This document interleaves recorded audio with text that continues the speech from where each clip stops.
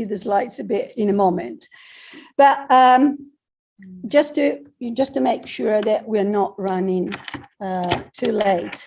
What I was just saying was that we said that we are going to dedicate this day to talk about the welfare of assistants, community and service dogs as one of the areas that we investigated, and the method that we adopted to look at how different training practices and training methods, were creating opportunities for the dogs to create an emotional bond with the trainers and the carers, and what was their experience. We use a different range of methods, but particularly the qualitative assessment behavior, just to look at the micro-expressivity of the dogs.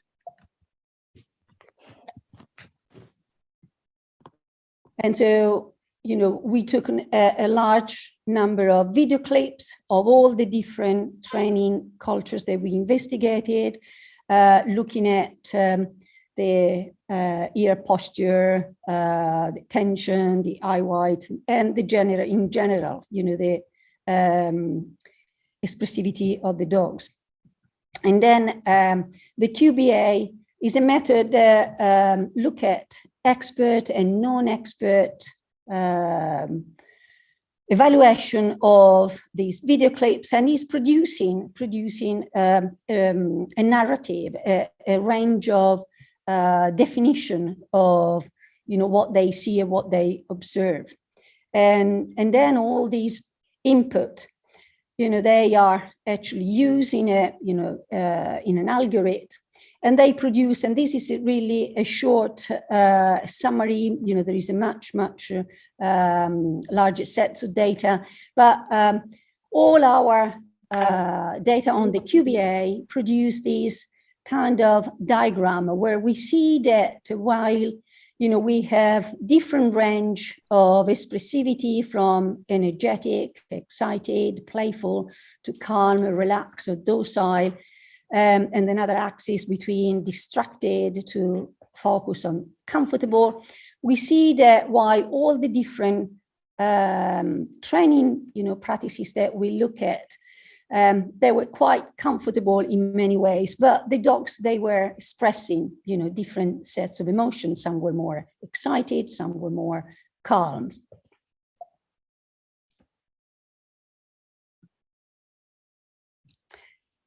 So in all cases that we examined, we found that there was a strong evidence for concern about the dog's welfare, but welfare was actually understood differently.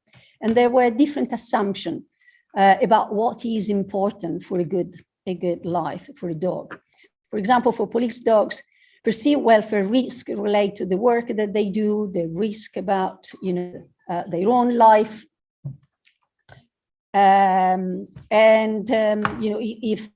if they have to face a person carrying a knife, and also they cause lots of ethical dilemmas to the police officer that they work with them in terms of when is time for when is right to send the dogs or less. And for assistance dog, these risks are associated with fatigue or delivering a kind of constant emotional and physical support. But for companion dogs, the risks are very different: boredom, lack of mental stimulation, obesity.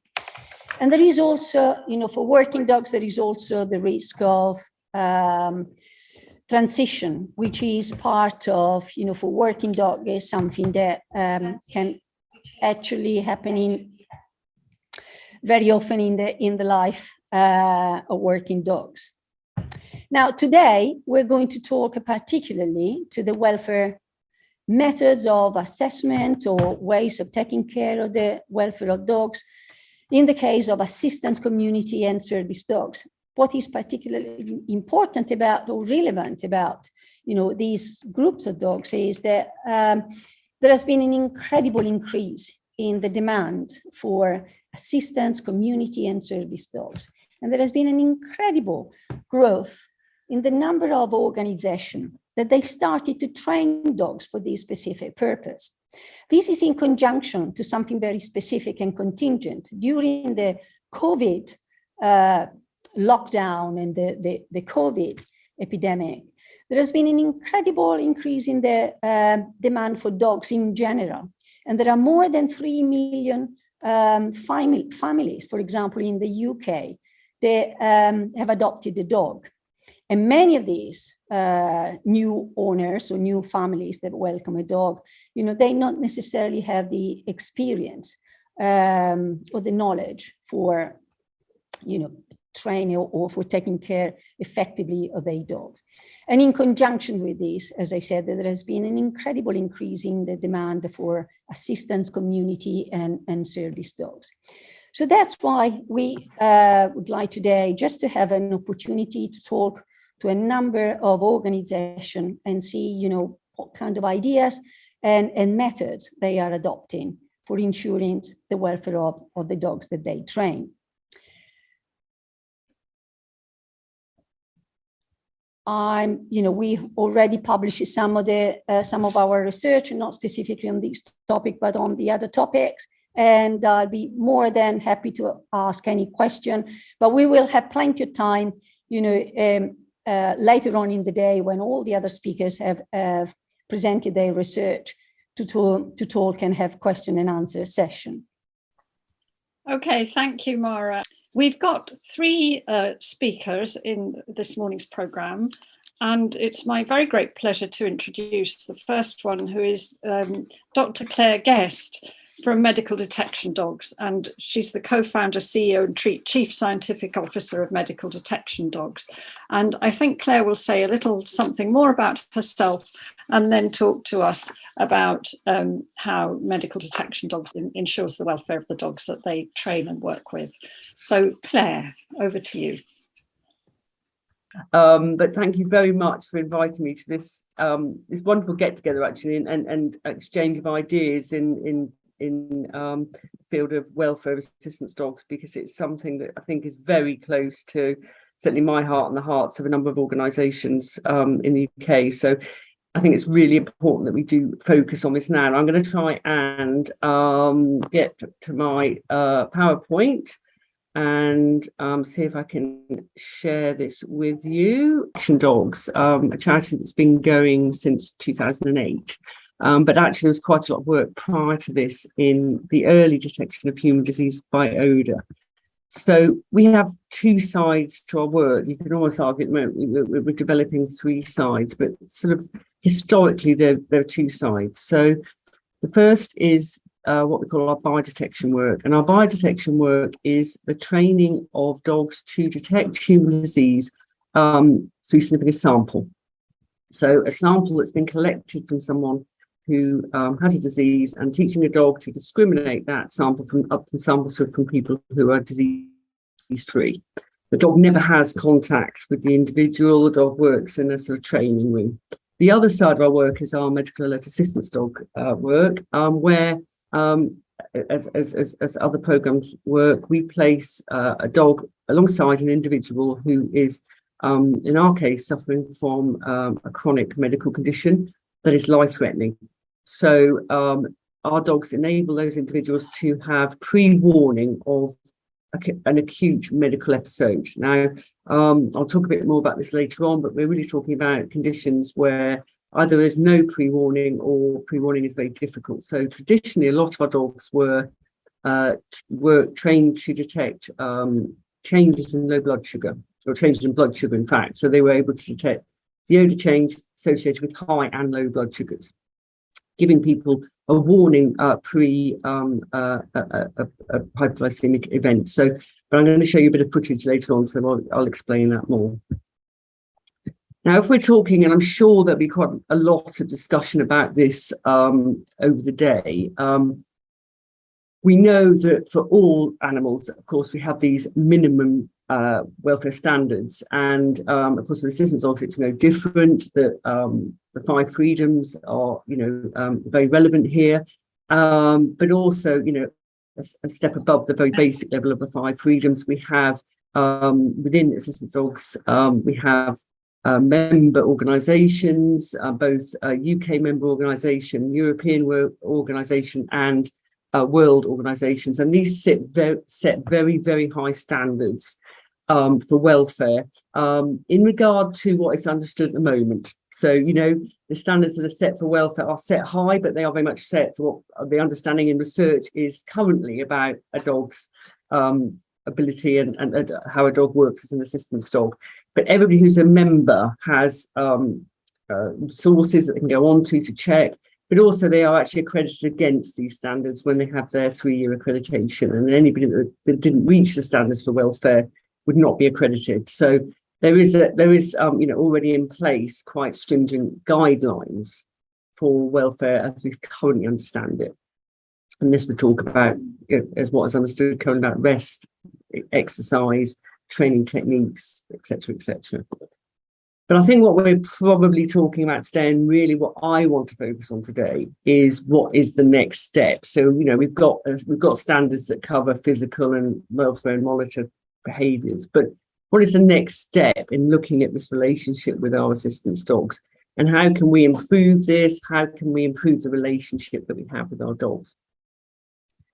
Now, when looking at the work that medical detection dogs do, and as I said, we use odour only, so we train dogs to detect an odour associated with a health change, and we then train an alert to enable either the dog to solicit the odours in a sample or that the odours change on an individual.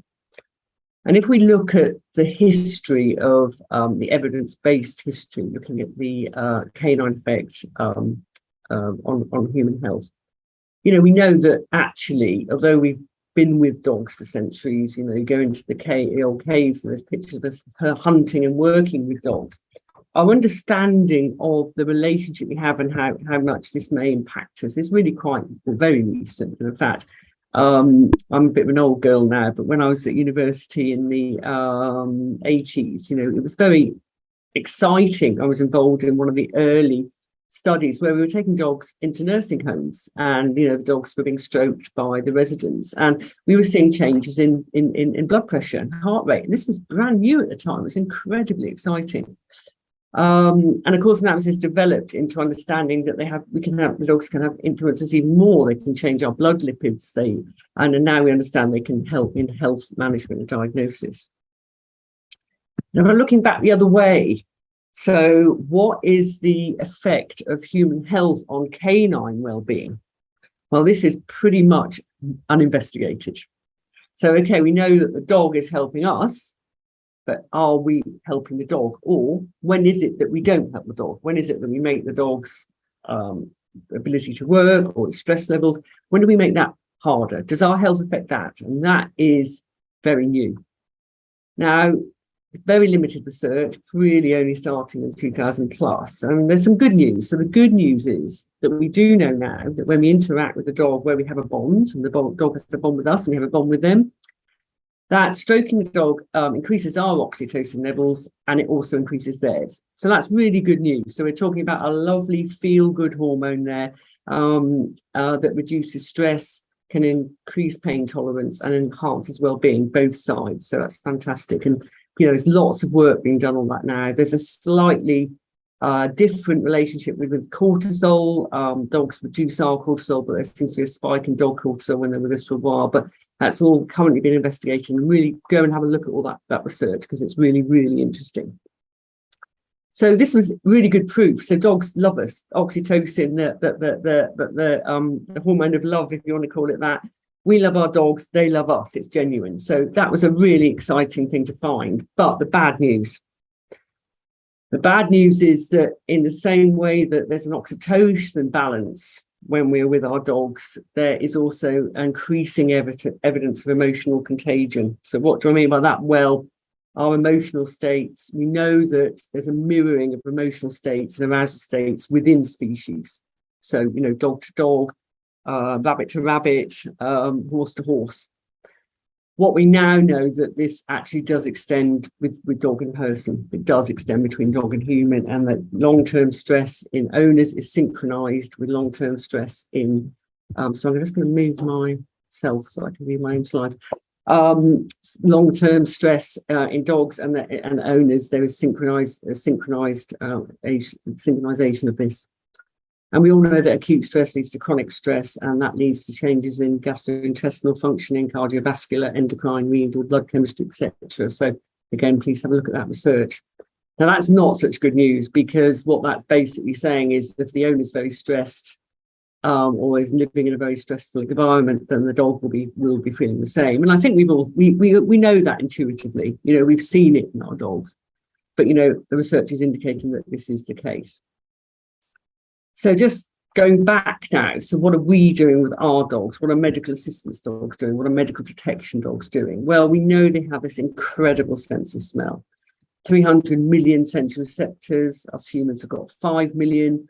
And this means that they can detect parts per trillion. And we've got dogs that worked at our centre who did go down to parts per trillion. So this is doable. We diluted amyl acetate, trained the dog over a period of time, and some of our dogs went down to parts per trillion, the equivalent of 1 teaspoon of sugar in 2 Olympic-sized swimming pools. So if any of you guys can sniff a teaspoon of sugar in a cup of tea, you're doing well as a human, but probably won't manage it in an Olympic-sized swimming pool. So that's how good their smell is.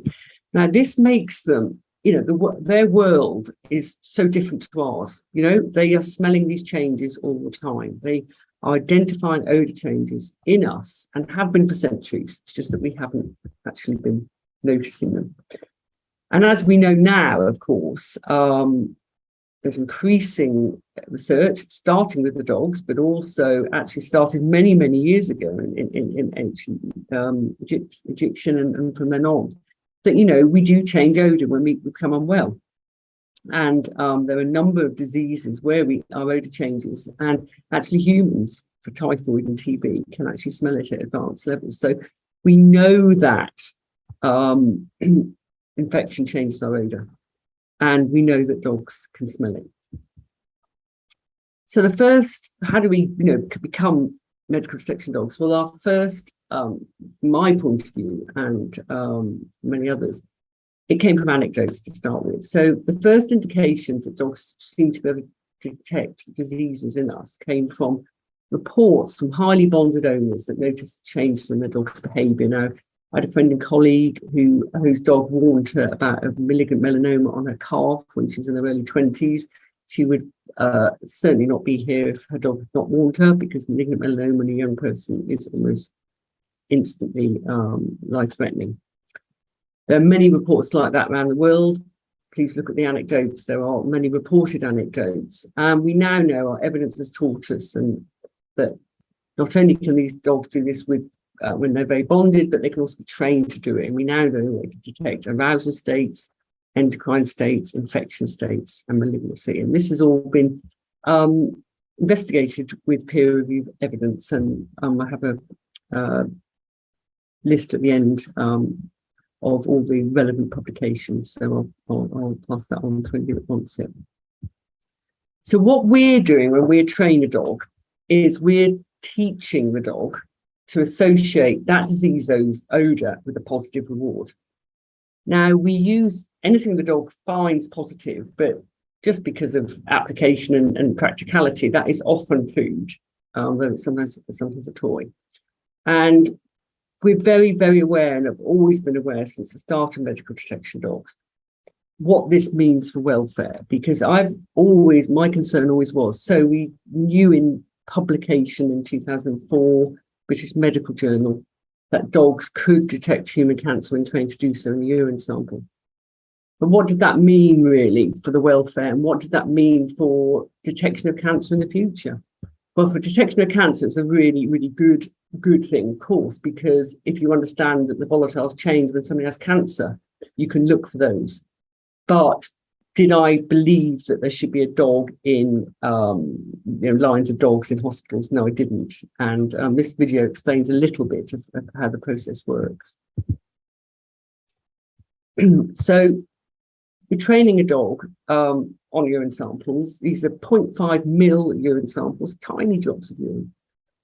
This is for prostate cancer. The sample goes out into a carousel. The dog sniffs each in turn. It takes the dog about 0.5 of a second to sniff. And if the dog comes across the odour it's been trained to find, in this case prostate cancer, the dog sits like that. There's no, there was supposed to be a click on it, but we haven't got any sound, so we didn't see it.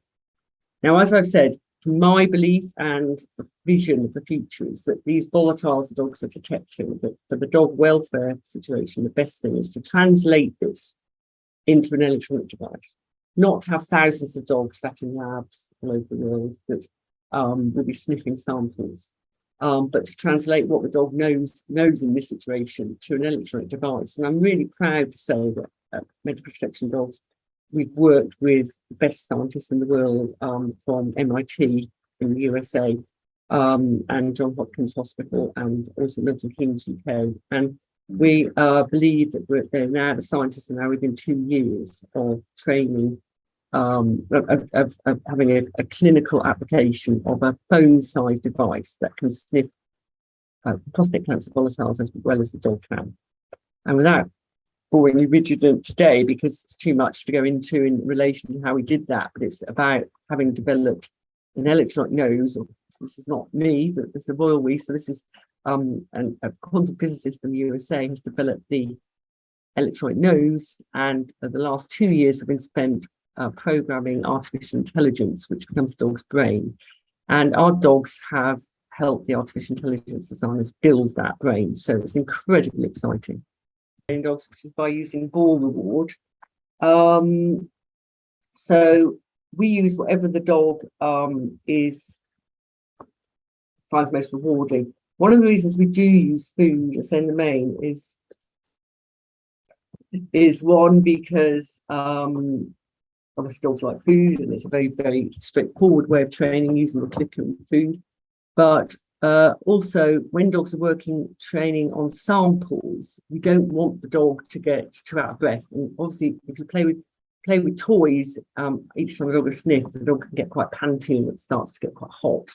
And then the ability for the dog to make a detection using his nose becomes much harder. And that we absolutely know, both from research, but also from actually watching our dogs work. So the dog has to inhale air into the back of the throat in order to make the detection, so it gets into the olfactory epithelium and also into the organ of Jacobson at the back.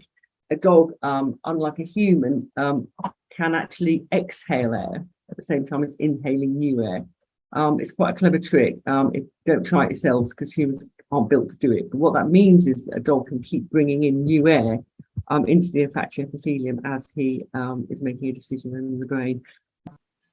Is sniffing each person in turn, and when he detects the odour of COVID, the dog indicates, in this case not by sitting as you saw on the carousel, but indicating strongly to the handler that the dog has smelled the odour of COVID. And this is actually on a T-shirt that was worn some time ago by somebody who had the disease. So you watch this. So the dog is sniffing each person in turn, a bit like the stands.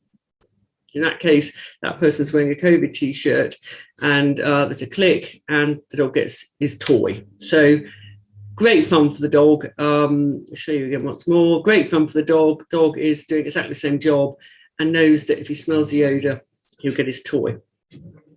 Now, the other thing we teach our dogs to avoid frustration, and one of the things that, of course, you know, when you're training a detector dog, and certainly when you're training detector dogs in the past, it was very much based on the reward. So training has always been based historically on the find. So if a dog has a find, if that's in drugs or explosives or in the disease, then the dog gets his reward. But if he doesn't have a find, then he doesn't get rewarded. Now, of course, that causes a whole range of problems, because you know, if a dog is screening 100 people, or if a dog is screening three buildings and there is no explosive or drug in the building, it's not the dog's fault, if you like, that he's had to work as hard, but he hasn't had a reward. And of course, that leads to frustration in the dog, and it leads to false positives. So the dog guessing or trying to throw in something in order to get a reward. So what we've worked with for a long time at Medical Protection Dogs is balanced reward systems. And it's really quite scary for many organisations, because it requires the dog to understand that the reward comes from giving the right answer, not from doing the find. And I'm going to show you some footage later on, which will show you this better. But it's all about the dog understanding that it's the correct decision that provides the reward, not finding the positive that finds the reward. And this is quite different in its balancing, and it is quite revolutionary, in fact, in the way in which we're training detector dogs. So I'll carry on to try and catch up some more time. So how does this affect us then? More trouble. Why is that not working? How does this affect us when we're talking about our client partnerships? And are we sure that, you know, this relationship it's good for the person and it's good for the dog? And that's what we need to be sure about. So it's a mutual thing, not a dog working for one of our clients. And very quickly, that's historically was our breakdown of different diseases that we train dogs as assistance dogs to alert to. As you see, very heavily dominated at that time by blood glucose alert, but that blue area is reducing now, and the grey area, the POTS area, is increasing. So we've got a situation where we're training far more dogs now for POTS than for glucose alert. The reason for that is that technology has improved so much over the last 10 years. Most people with type 1 diabetes can now wear Libra devices where they have a continuous reading in their arm, which they're then able to scan, and it tells them minute by minute what their blood sugars are. So that means that young people now are not suffering from the same difficulties in diabetes management. But just so you can see how the dog actually looks, and you know, this is one of our bits of footage of a dog working at night.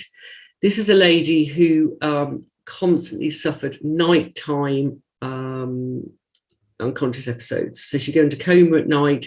Sometimes she would remain in coma for several hours and be found. And this is extremely cognitively damaging.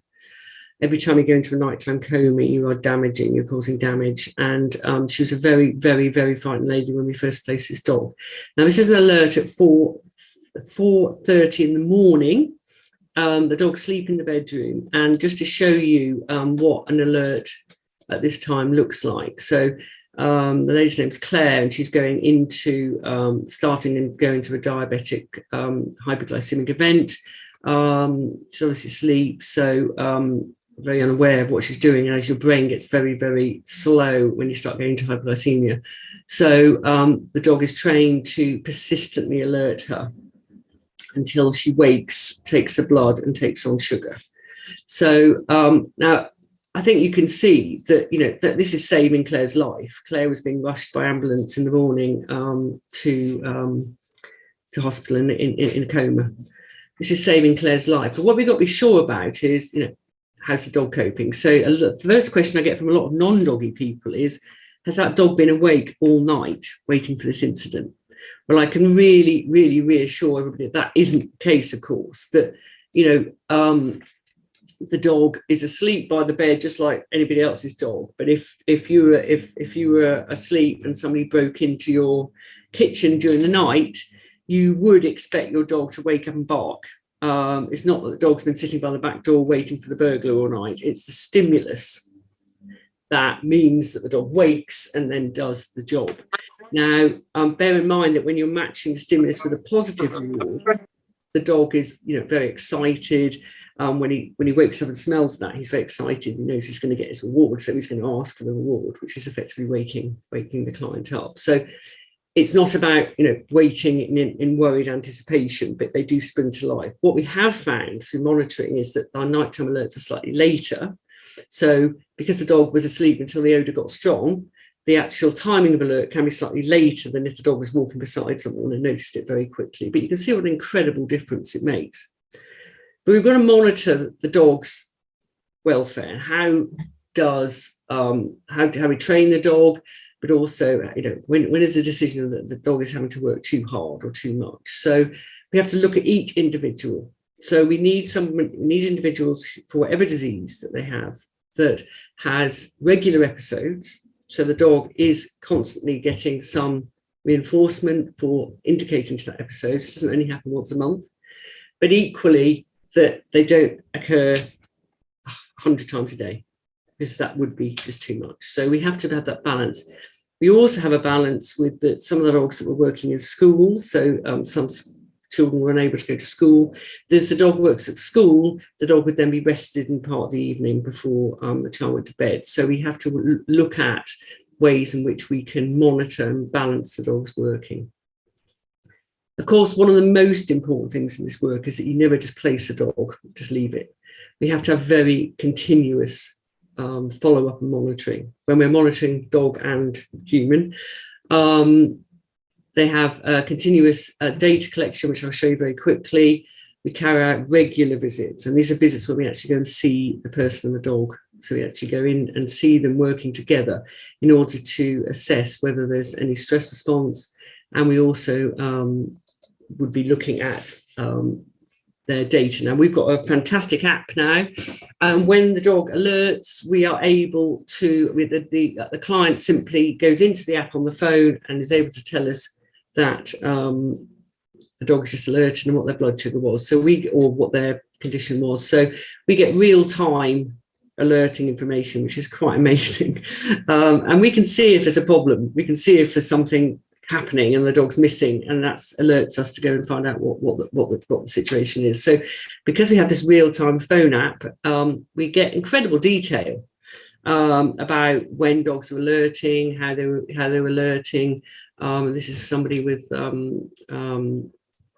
has unconscious episodes, but more to do with dissociation and partial seizures. So it's all about what the dog was doing and how well the dog was working, and we can spot really quickly if there's a problem. And this is essential, because not only is it, we're looking at somebody's life, but also we're looking at that dog and whether the dog is still coping with the task. Now, some of the research we have done, again, it's going to be at the end of the talk, we were looking at what affected accuracy. This is actually our diabetes dogs, but what affected accuracy? And we did find, not all dogs are 95%, not all dogs are 98%. Some dogs have a variation. We want to look at, is it the dog? Is it the dog's aptitude, or is it all to do with the relationship? And of course, we found a lot of it was to do with the relationship. A lot of it was to do, and this is published data, again, I'll show you at the end, it was to do with sensitivity was higher when owners were rated higher for communicating with their instructor, their tendency and ability to reward the dog correctly, and actually their confidence in the dog's ability. These all affected the dog's performance. And the dog's specificity, so it's false alerting, going back to that, how often do I make an alert when it's not really in the right area, the odour's not there. Again, affected by willingness to reward alerts from the owner and confidence in the dog's ability. So we're seeing factors there in the relationship that are actually affecting the dog's working performance. And this is enabling us to, look at tailoring better the individuals that we place dogs with and the way we support them during the partnership. So all really exciting stuff. But one of the things you probably want to ask, and this is something that I find fascinating, is, is it fair to ask a dog to work 24 hours in effect? Is that dog going to be anxious? Is it waiting constantly for its reward? What sort of mood state is that dog in? And the two areas I want to just focus on before I finish are, I think, highly crucial to this point. So what we know from what I was saying in the early part of the talk is that dogs are aware of these changes in our bodies. The research is now indicating that regardless of whether a dog is trained or not, there is this emotional feeling, this emotional matching between dog and owner. Now, in training a dog that is going to experience medical emergency, in fact, when the dogs are trained, they actually experience medical emergency much, much less than a pet dog. Because a pet dog is sort of left with no tools, if you like. The pet dog will start to realise that something's going to happen. Somebody's going to fall over, somebody's going to bash their head, there's going to be blood, there's going to be panic, there's going to be paramedics. But the dog isn't going to be able to do anything about it because he has no communication tool. And actually, because there's no communication tool, the episodes happen more because the person's unaware they're going to happen. So you've got your two bits here. You get a stress and cortisol response from the medical emergency, but with a trained dog, of course, he could be trained to do another task, and this is some of the discussion about perhaps dual dogs, but he can't prevent the emergency situation, and that could lead to a breakdown of the partnership. He could be an untrained dog who can't prevent the emergency situation and will become increasingly stressed, may develop phobic response, may develop aggression, may develop behaviours where they're starting to do OCD type behaviours because they have no control. And we all know control in an environment is very important. You have no control of the situation. Or a trained dog that provides pre-alert, prevents emergency situation, or if following the alert, the dog is unable to prevent the situation, because in some of our clients, the situation occurs, the person is made safe and the dog is trained in appropriate behaviour during the episode. So this is really important in looking at, you know, the dog's perception of what is happening and whether I'm an assistance dog or not. These events happen. There has been previously some research done in untrained dogs working with seizures. Now it's Support Dogs UK who do the work with epileptic seizures. We work with non-epileptic type seizures. But there was some research that indicated very strongly, and it was done by Bellstrong many years ago, that dogs that worked alongside or lived, alongside individuals with epilepsy were stressed if they weren't trained. So it led to this question, which, you know, I think nowadays would be considered a very, very pointed question, but should people with epilepsy have untrained dogs as pets? Now, this is not my wording, this is the title, but it's just to show what the feeling was of the fact that they looked at 36 dogs, pet dogs, who suffered adverse health effects as a result of spontaneously reacting to or anticipating. Now, this means they weren't trained, but they learned when their owner was going to have an event. And in this report, it reported that there were 3 cases of dogs dying early, 12 cases in which the dogs exhibited aggressive behaviour towards the human. This is clearly not seen in the trained dogs that Support Dogs place now, because it's a very careful process, and teaching the dog what the event will be, what the seizure, counter conditioning, training to seizure activity, making sure the dog knows that the dog is safe and that there's nothing untoward going to happen. So this is a very, very interesting question, isn't it? So is it, you know, welfare in our assistance dogs, but also, you know, the bigger picture. Now, one of the things that I'm absolutely passionate about is that dogs, when you ask them a question, don't necessarily know the answer, even though they've been trained. You know, we know in biology, very rarely do things absolutely say yes or absolutely say no. So what we need to try and empower our dogs to do is to know what to do when it's grey. So black is yes, white is no.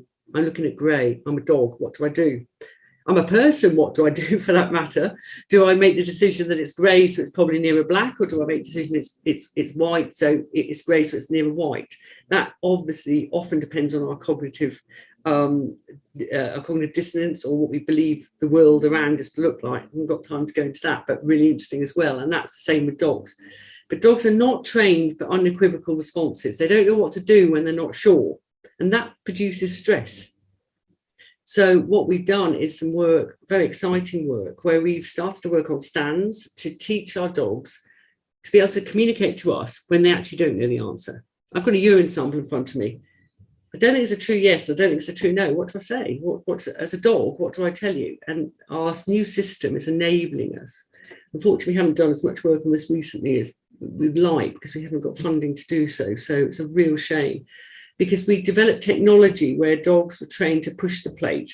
So the harder they push the plate, the more sure they are that the odour they're trained to find is there. And this is the dog I'm going to show you working. So this is a yes. So this stand here, it's got a Parkinson's sample in it. These other stands have got samples from other people, but the person hasn't got Parkinson's.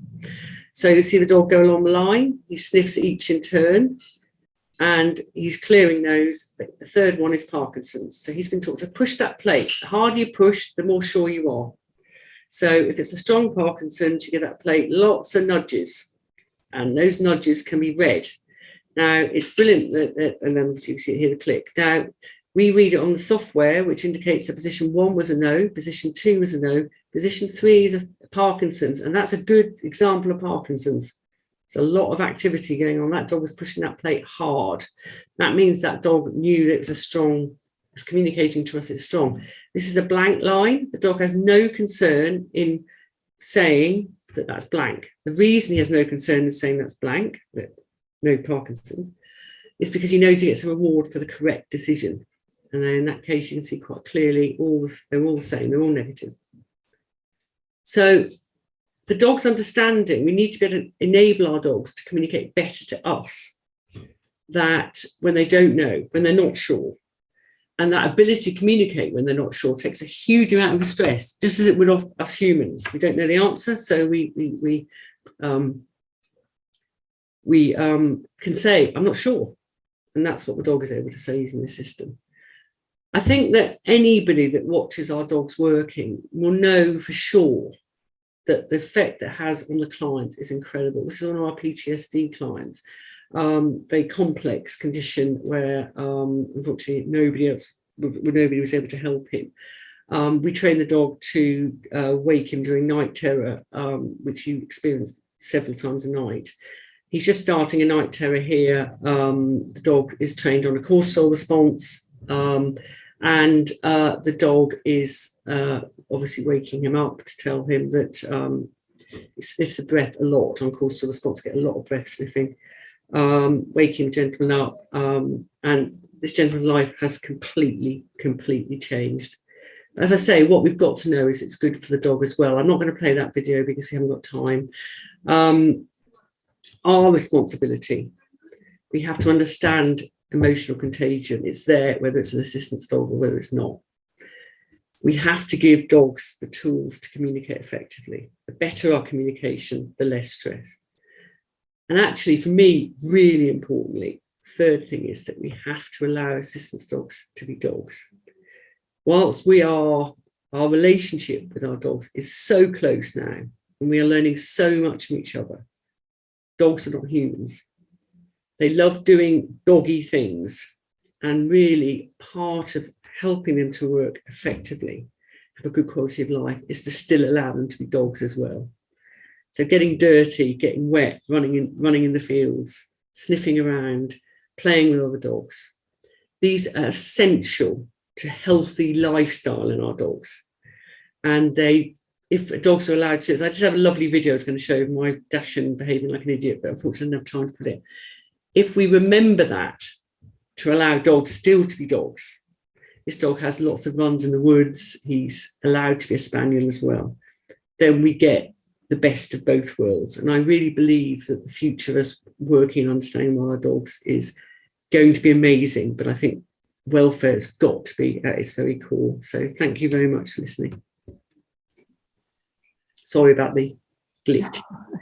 Thank you so much, Claire. There's a massive amount of really fascinating material there, and yes, huge claps. And brilliant, despite the technical hitch. Technology is not always our friend, but obviously you're using it to brilliant effect with the medical detection dogs, which is fantastic. I know that we're almost at 10:45, but if anybody would like to ask a question or make a comment just now, I think we can have 5 minutes of discussion of Claire's presentation before we go on to Tim. Thank you. I see a hand, Jenny Whitebrow, and then Hannah. Hi, apologies if my dog barks, she's in the room, but hopefully she won't. Claire, I just wanted to say thank you so much. I think you've answered one of my dilemmas. I've got a dog who others would call reactive, but I have PTSD, well, actually complicated PTSD, and I have had 3 animals. So all the animals that have lived with me have not only indicated, but one didn't know what to do. She just threw herself in my face. Another one licked me awake, pulled my hair until I wake up.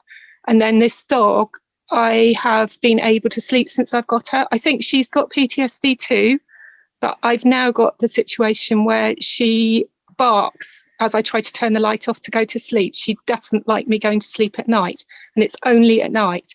And she will sit on the bed and she will chew a chewy stick. And then when I lie down to go to bed, she doesn't want to be near me. Mm-hmm. I'm not quite sure where I go with this. Do I try and get a night cam or something? I've been in the past given electric shock treatment, and I do believe there was something wrong with the EEG afterwards, and I can't get anybody like neurology or anything to take what I recall seriously. I don't think it's been written in my notes, but I think it was one of the mental health workers who told me. I'm suspecting there's been a cover up in my medical history, to be fair, but I think the important thing is, I'm really sorry to hear. No, don't worry. Really sorry to hear, of your obviously, considerable difficulties. But I think obviously your concern today is your dog's welfare, and I think you're quite right.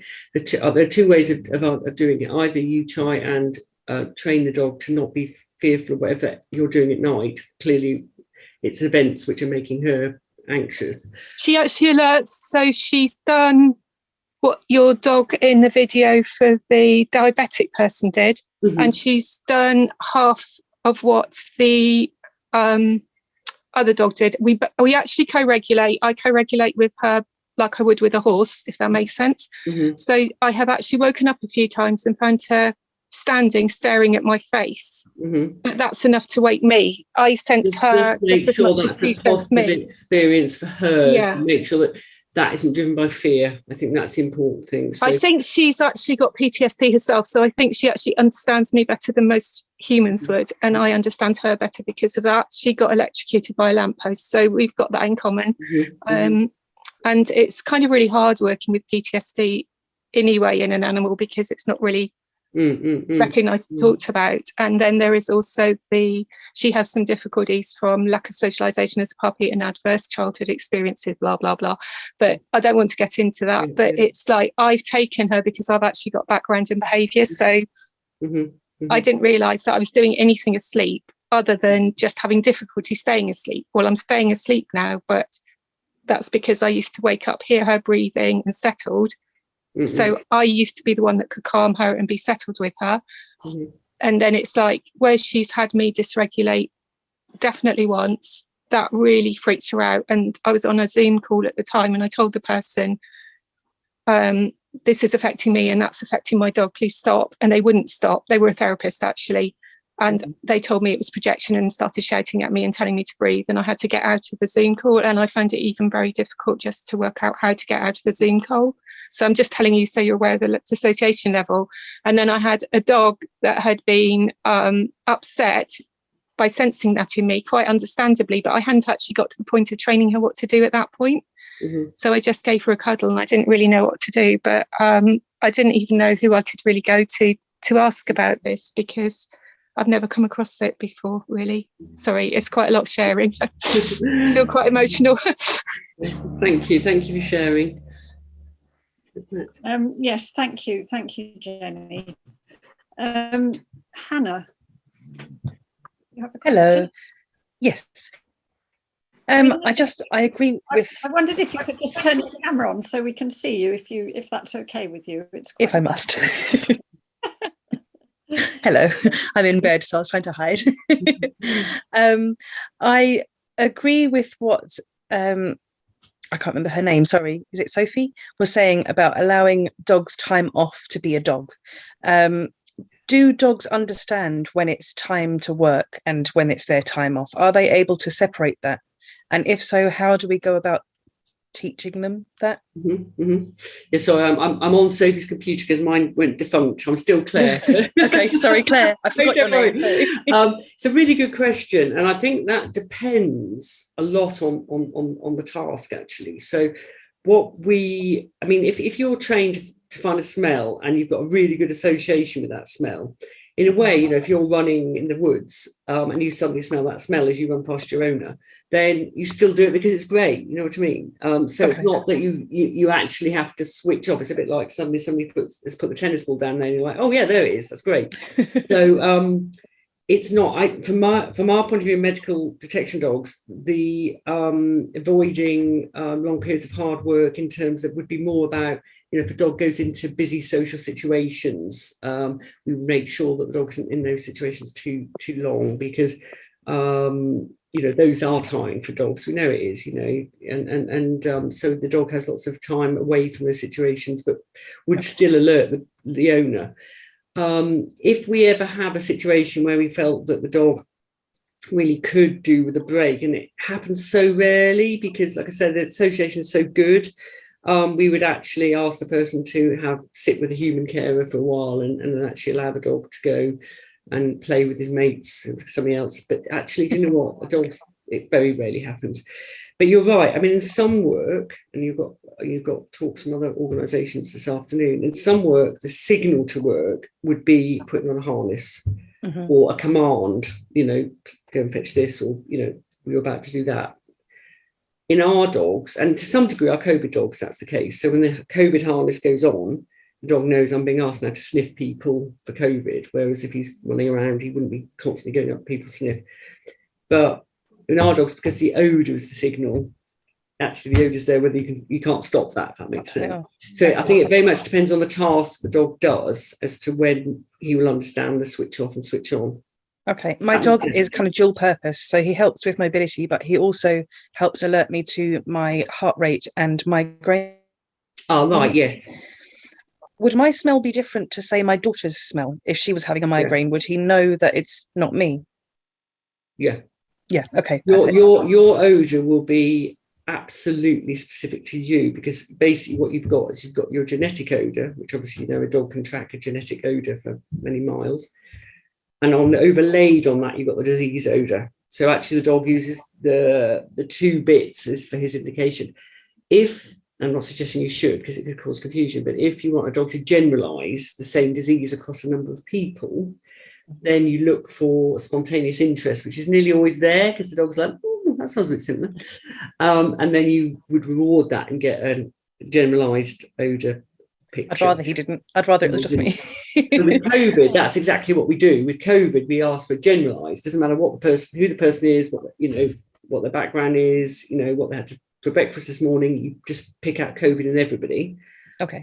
That's a massive generalisation program. But in our clients, we use a very, very specific, only interesting if it happens to this person and their odour. Okay, perfect. Thank you very much. Thank you. Thank you.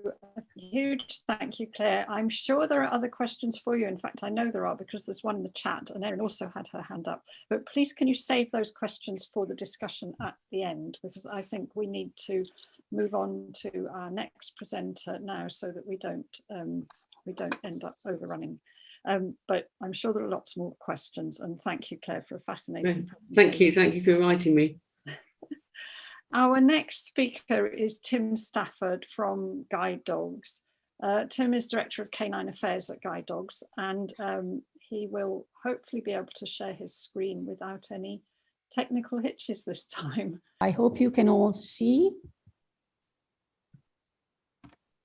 Yeah, we can. Okay. And we can also see Tim, which is great. That's great. We're off. So I'm here in Cardiff. So it's a pleasure to be here in person and also remotely. I recognise a few names from people who are on the call. So some of this content might be a bit more familiar to others than to everybody. So my name's Tim Stafford. I'm the Director of Canine Affairs at Guide Dogs.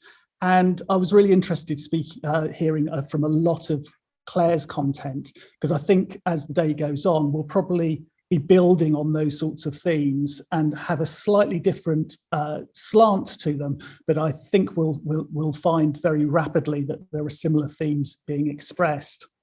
A little bit about me, my background. I've been working for Guide Dogs for a little over 35 years now, both here in the UK and internationally. And I must say that over my career, I've seen such a change in how we view the dogs that we work with and the dogs that we partner with the people we're here to serve. So in my early career, I started as a member of our kennel staff. At the time, Guide Dogs here in the UK had some very large training centres where we had probably about 120 dogs being maintained in a kennel facility whilst they were being trained to be guide dogs.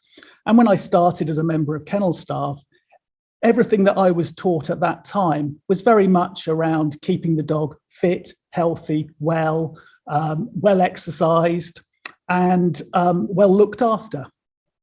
But what wasn't emphasised to me then was how the dog was feeling about his experience.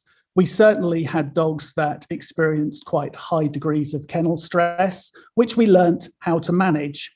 But in those days, and I'm obviously talking now in the mid to early 1980s here in the UK, there was very little that we were providing to our dogs that provided for their mental well-being while they're in kennels. So, give you an example. Sorry. Okay, yeah. just down there. Okay, I'll do that. Yeah. Okay. Let me just go. Can I go back? Because I'm not on there.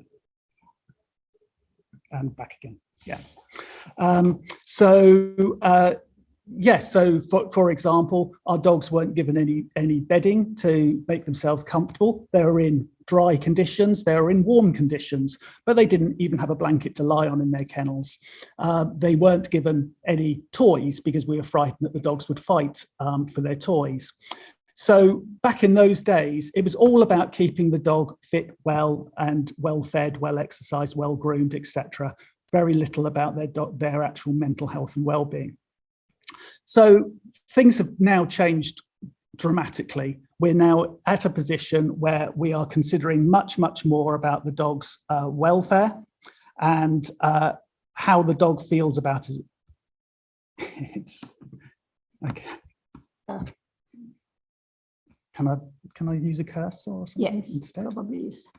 Okay, so we need to think about how we look after our dogs' mental well-being as well as their physical health.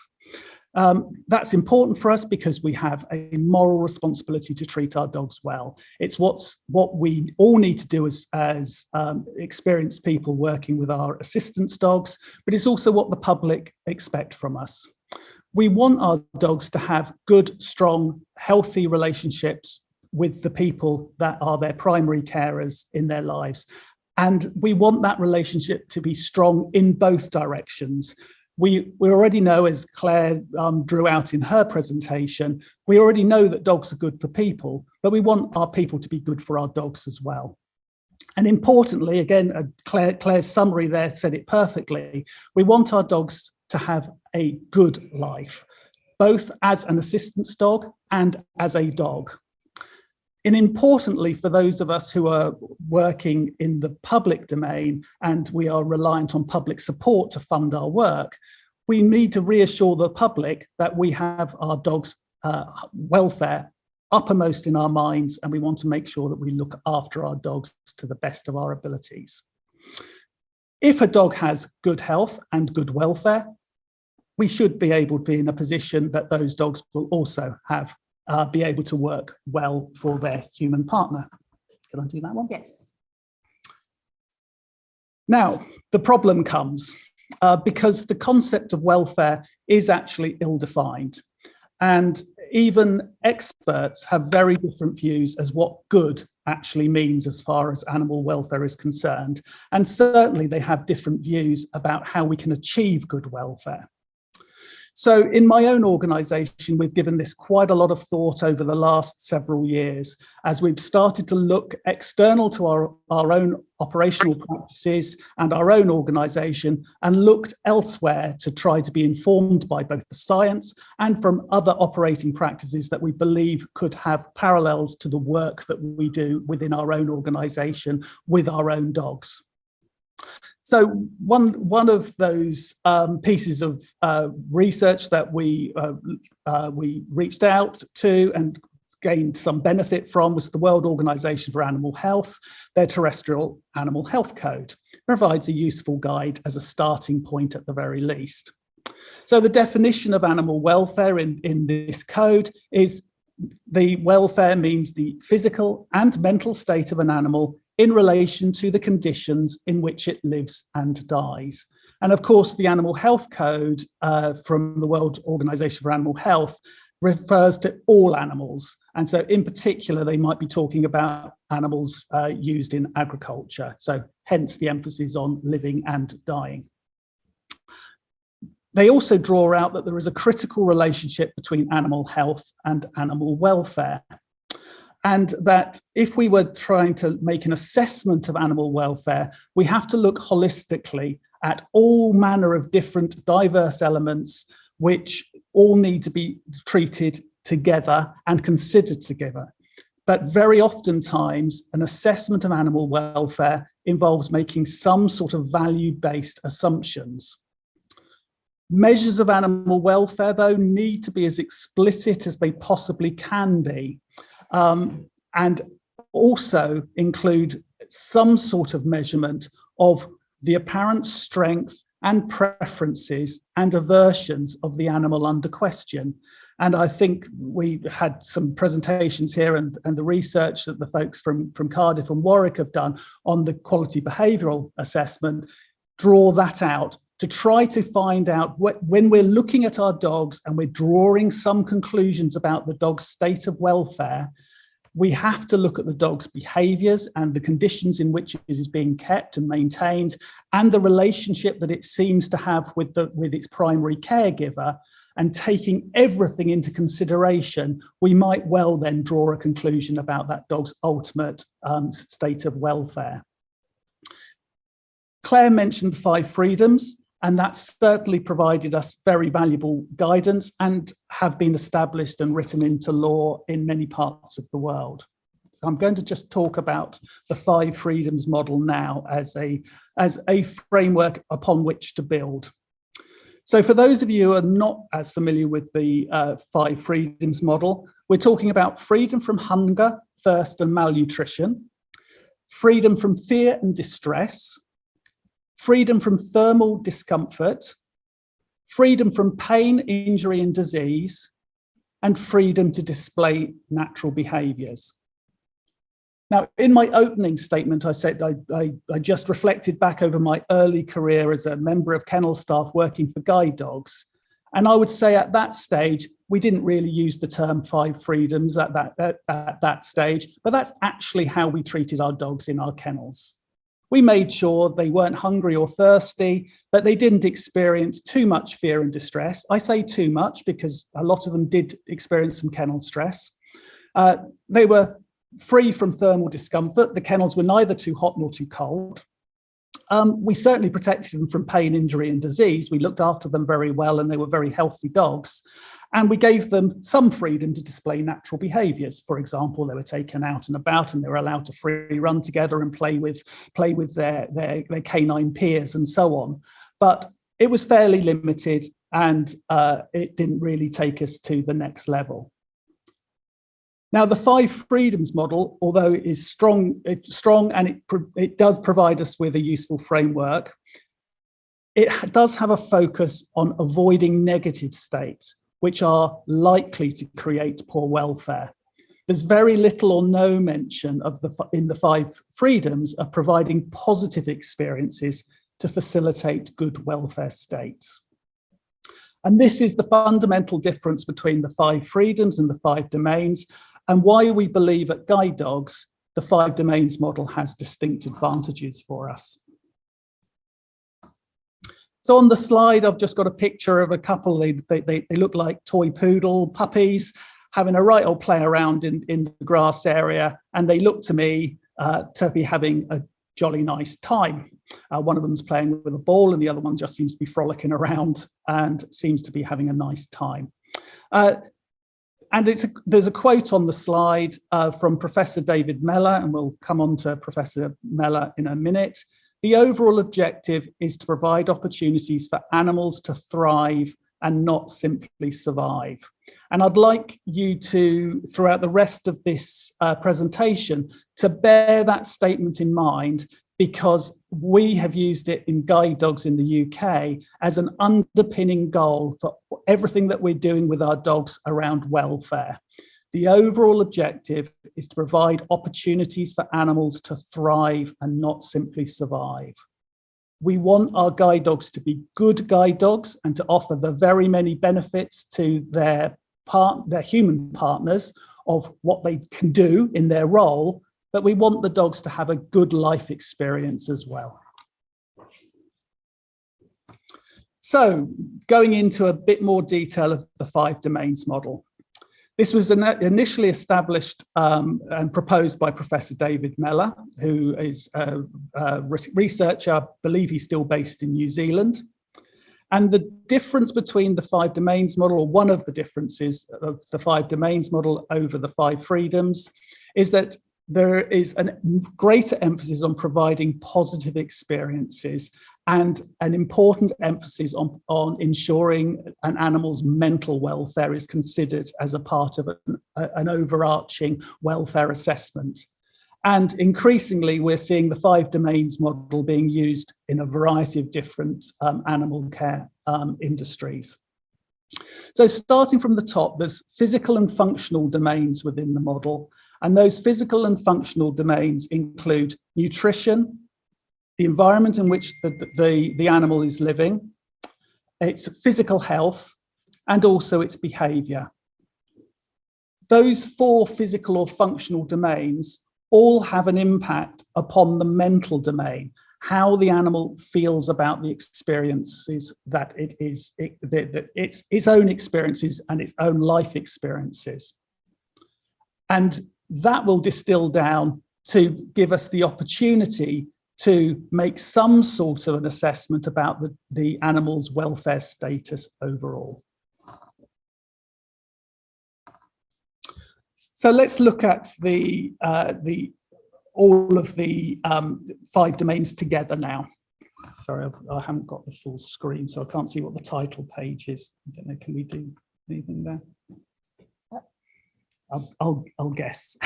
It's the first domain is nutrition, and obviously we know that we've got an. Sorry, no, it's okay. just that because the okay. Can't do it. So okay, no, that's fine. So positive welfare indicator of nutrition. Questions to ask: is the dog being fed a high quality diet that's appropriate to the animal as an individual, including things such as its age? Is it being fed an age-appropriate diet? Is the diet being fed in appropriate quantities to maintain the dog in good physical health and maintain a good body condition? And maybe even, is the food being used as enrichment, or is it just providing a functional benefit to the dog, i.e. stopping it being hungry? And negative welfare indicators could be indicated by a poor body condition, irregular feeding pattern, or a nutritionally compromised diet for that particular individual. Now, certainly in the world of guide dogs, when we're making an assessment of the nutrition domain, is very often we will have more problems with dogs that are overweight than underweight. It's very rare for us to see a working guide dog that is underweight, but it's not that rare for us to see a working guide dog that is a little overweight. So both ends of the spectrum need to be considered, and we need to be able to educate the people who are caring for our dogs what good body condition looks like, what a good body condition score looks like, and how they can ensure that as a part of their care of their dogs. Next domain is environment. So this is where we're looking at the dog right the way through its life experience. So we have to bear in mind that the 5 domains can be used with any dog at any life stage. We're not talking about necessarily dogs in partnership with their blind or vision impaired person, but we're also looking at puppies, we're looking at breeding animals being maintained, and dogs in training. So we might ask ourselves what environment it is that the dog is living in. Is it clean, and is it free of hazards that might cause harm to that particular dog? We might look at the dog's comfort levels, and has the dog been given appropriate choices as to where it might choose to lie? Does it have a bed space at all? Does it have multiple bed spaces? Has some consideration been given to that dog in terms of its preferences as to the type of bed it might like? Perhaps we might go and see an older working guide dog who's starting to experience some arthritic changes, and the bed that it used to like to curl up in as a young dog, it would now much prefer a mattress on the floor where it can lie flat because it's more comfortable that way. So working with the dog's primary caregiver, we can start to have those conversations with them and draw their attention to things that they could do with their own dog, to understand the dog, to read what the dog's telling them, and make some adaptations. The other important thing to think about here is how much social engagement is the dog getting within that environment. So if the dog is cohabiting that space with other people and other dogs, does the dog have some choices as where it wants to be in the house at a particular time? Some dogs do like their own private space and they like to remove themselves from company, certainly if they're experiencing any level of threat or discomfort from either the human or their canine companions in that house. Other dogs will elect to lie close to their human partner by choice, even though they've got a really comfortable bed in a different room. Now, sometimes that might be, okay, the dog's making a choice there, but maybe we could offer the dog a little bit more comfort. If it's electing to stay with us in a room that we're watching TV in, and its comfortable bed is, say, in the kitchen or in the bedroom, well, maybe we should offer the dog a different bed space in the room that the dog is choosing to spend as much time in as it is. Importantly, with dogs with multiple homes, do they have adequate resources so that there is reduced levels of competition between those dogs, such as toys, water bowls, bed spaces, and even staying close or apart from humans in the room? And lastly, really importantly with the environment, is access to toileting areas, which caters for the dog's individual preferences. So we do need to think about what we're asking our dogs to do. As assistance dogs, there is an expectation that an assistance dog will be hygienic and well cared for and not foul public spaces by going to the toilet inappropriately. So managing the dog's toilet routine is often a very big part of living with and training an assistance dog. But that's not to say that the dog should fully conform to our human wishes all of the time. And maybe there is a different way of approaching the dog's toileting requirements. So health for domain 3. Regular health checks, obviously essential for every assistance dog to keep it fit and well and healthy, but also because that dog is being presented in public and is getting access to public areas, which maybe a lot of pet and companion dogs don't get that opportunity. Is the dog being maintained at an appropriate body condition score, again for that individual dog at that individual dog's particular life stage? Really important for body condition to be taken into consideration. Is the dog being provided with appropriate and timely veterinary intervention as soon as signs of ill health present themselves? So is every caregiver fully aware of their dog, what is normal for their dog and what is perhaps abnormal for their dog? So getting to know your dog. And for those of us who are working with assistance dogs as guide dogs as assistance dogs, we're very aware of people who've got limited or no sight, how important it is to be very close to your dog so that you start to recognize in non-visual ways very often when your dog is starting to experience signs of poor health that might need some level of intervention. And lastly, in this section, these are just examples of what we might think about in making a holistic assessment of welfare. Is recognizing that dogs will change over time, just like humans change over time. And we need to bear in mind that what a young working guide dog or a young working assistance dog is able to do, age 3, may be completely impossible for them aged 8.5 or 9 years of age. So each dog will age differently. Each dog's readiness and willingness to undertake the work that we ask them to do will change over time. A guide dog may be ready to retire at 6 years old or 10.5 years old. So knowing the individual, knowing what expectations are being asked of that individual, knowing what relationship that particular dog has with its primary caregiver is all absolutely essential to make any decisions about retiring the dogs at an age that is appropriate for them. Behavior interactions, really, really important, and this is something that the 5 domains model really draws out, which the five freedoms do not. So really looking at your dog's interactions with others in its life. So that could be other dogs, other pets in the home, and certainly other people, both its primary caregiver and anybody else that it shares its life with in some way. So indicators of good welfare. Is positive reinforcement being used in all stages of that dog's training, work, care, and husbandry? Again, Claire drew out some narrative in Claire's presentation around the dogs need to be able to tell us things. So Claire talked about alerting and the importance of teaching a dog I don't know as an answer. Well, we also have to be thinking about our dogs in terms of, can we ask them a question? Are you comfortable about what you're being asked to do here? So we need to, in our training and husbandry of our dogs, start being able to give the dogs a repertoire of behaviors that they can use to articulate back to us whether they are comfortable or uncomfortable or unsure of what they're being asked.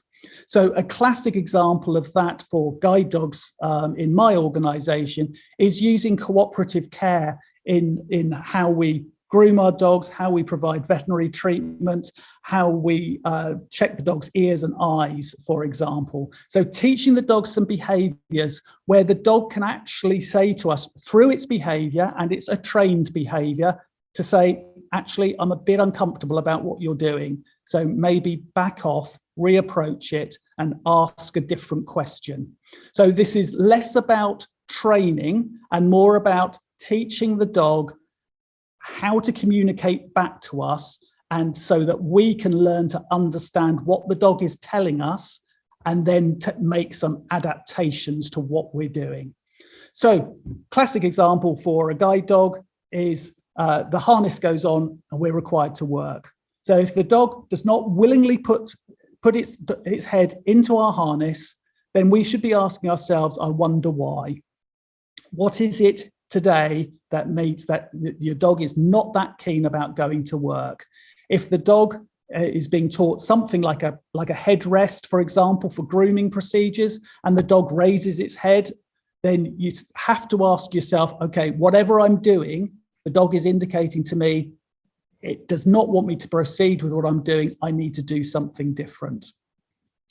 So making sure that we have a communication channel for our dog is really, really important. Claire again talked about rest and enrichment opportunities for our dogs having the chance to be dogs. Now, every dog, like every human being, will have preferences that they like to do in terms of their activities. Some dogs absolutely love, I would say most dogs absolutely love a good romp in the park, but not every dog does. So some dogs might prefer to do something else. They might prefer enrichment activities in the garden where they don't have any competition from other dogs. They might be a little fearful about engaging with other dogs in a park situation. So why would we put our human impression on every dog likes to go to the park if it's quite clear to us that this dog does not like going to the park for whatever reason? So let's find different ways that that dog can be provided with enrichment opportunities, which meets its needs and also meets its preferences. I've talked to you about choice already. So choice to interact or withdraw from the environment and the activities, and recognizing those dogs' choices. There's nothing worse as a human being to be given a choice which somebody then overrides. That's really demotivating, and it's really demotivating for our dogs as well. So as we in guide dogs have learned to offer more choice to our dogs, we shouldn't be surprised if the dog chooses an option that we don't want them to choose. And we need to be able to work with that and find a different way of interacting with our dogs. Certainly physical exercise, of course. And I will say here, because we've talked a little bit about the concept of work, and I'm certainly a believer that work can also be and should be a rewarding and fulfilling activity in its own right. We shouldn't be thinking that work is therefore hard and potentially aversive and everything else is really nice. Our assistance dogs do work hard. That's their job. They work hard. Our job is to make their work life pleasurable, enjoyable, and stimulating for them. And then we don't need to worry about how hard the dog works if the dog is enjoying the work and other elements of its life is being balanced accordingly through daily recreational and the ability for the dogs to display natural behaviours. Mental experience. I haven't got a full screen. So mental experience is the outcome of the other four domains. Now, just when we're working with humans, we can't know for sure what another person is feeling. We can maybe draw some conclusions. We might be able to make a bit of a guess of it, but we don't know for sure. And of course, we can't know for sure about our dogs in many cases. However, an informed observer, an expert, can draw a reasonable conclusion based upon the total number of positive indicators using the other four domains as evidence, and also interpreting how the dog is behaving. So through an understanding of dog's behavior, and whether that's a formalized approach through QBA or something similar, or whether it's just good expert knowledge. And I'm not talking expert as in professional. I'm talking about expert. I know my dog and my dog knows me. So I'm an expert in my dog. So I'll just talk a little bit about guide dogs in the UK, just to give you a sense of some of the challenges that we're facing. Put on the slide our journey that our dogs go through in order right the way through their lives. So starting off right from the beginning, we have to start thinking about how many dogs do we need, how many people need guide dogs, and we start breeding our dogs. So in the UK, we've got close to 30 broods. We've got about 100 or so stud dogs. And those dogs are being maintained in the care of breeding dog holders who work as volunteers for us. So they're all maintained at home, and they live in the family home for the duration of their breeding career, and very oftentimes in retirement as well. Our breeding program produces about 1,300 to 1,400 pups per annum. Those puppies are then placed with another group of volunteers, our volunteer puppy raisers. And we've got around about 1,400 puppies out in their puppy raising period, which lasts about 12 months. And we've got around about 2,000 volunteer puppy raisers at any one time that we're supporting. When the dogs come back to us for formal training at about 14 months age, we have about 600 dogs in training at any one time. And they, again, are largely placed with volunteer foster carers. So they go home with their foster caring family during the evenings and weekends, and they come to us for formal training during the day. So we've got about 2,500 volunteer fosterers. We then partner the dogs that are suitable as guide dogs. And we have, we're building capacity to deliver about 1,000 new partnerships per annum, but we've got around about just over 4,000 working guide dogs at the moment, and about 1,000 people awaiting partnership. Eventually, those dogs will be retired. Some of them will come back to us for rehoming, and so we need to start thinking about our rehoming process as well. We rehome about 800 dogs per annum. So you can see through our approach to dogs, we're talking about big volume. We're talking about lots of dogs and lots of people. And dog health and well-being needs to go right the way across the dog's life journey, because at its worst, changing our dog's primary caregiver so often, which here at Guide Dogs, we have to do that. You can see how many times the dog could potentially be changing primary caregiver. If we get that wrong, and we have massive change to the dog in terms of how it's treated, kept and cared for, we're talking about a dog that's experiencing very disruptive human-animal relationships. And that could have a very detrimental effect on its ability to form a lasting relationship with the person that we're trying to serve when the dog is ready for partnership. So it's really important for us to have a standardized approach to dog health and well-being that goes right the way across our services, making sure that every human involved in that process understands what their requirements are and will manage the dog in a broadly speaking similar way. So we looked at dog welfare code of practice, and this was created around the principles of the 5 domains model. And we are working to inform all the handlers across all of the life stages of our dogs what their responsibilities are when they're taking dogs into their own personal care. And the 5 domains model also forms the basis of how we monitor and measure the welfare and overall well-being of our dogs.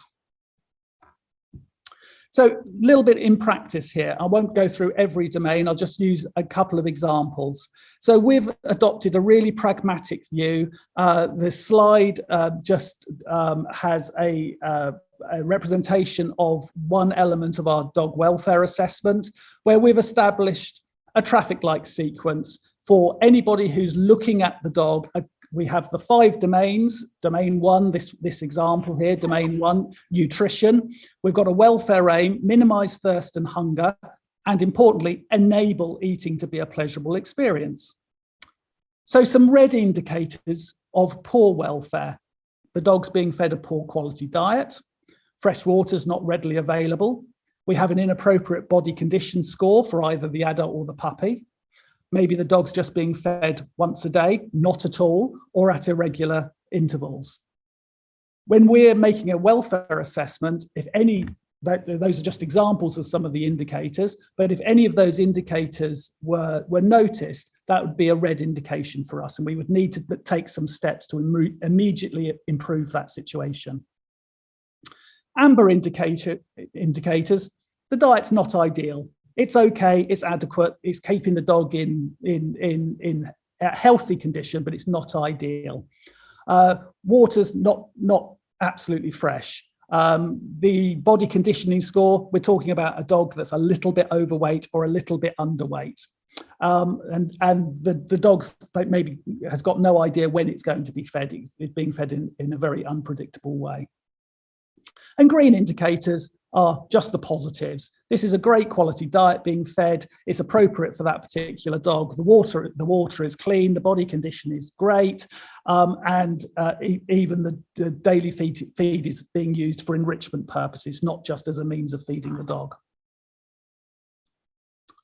So this one, another example, domain 2 on environment. The welfare aim, minimize discomfort and exposure, and promote thermal and physical and other comforts. So just some examples of red indicators: limited or no bedding being provided. Maybe the bedding is unclean.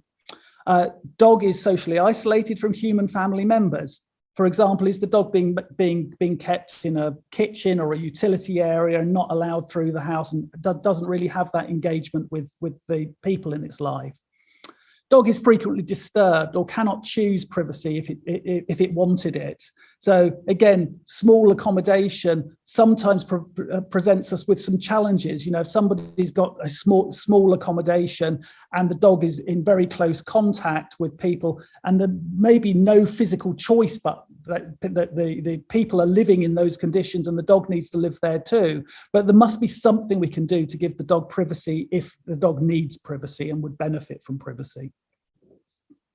I won't talk about the amber indicators, they're kind of the neutral conditions, but the green ones, the bedding is good. There's a really good choice of bedding. The dog's needs have been considered. Does the dog like curling up, or is it being forced to curl up because it's the only bed on offer?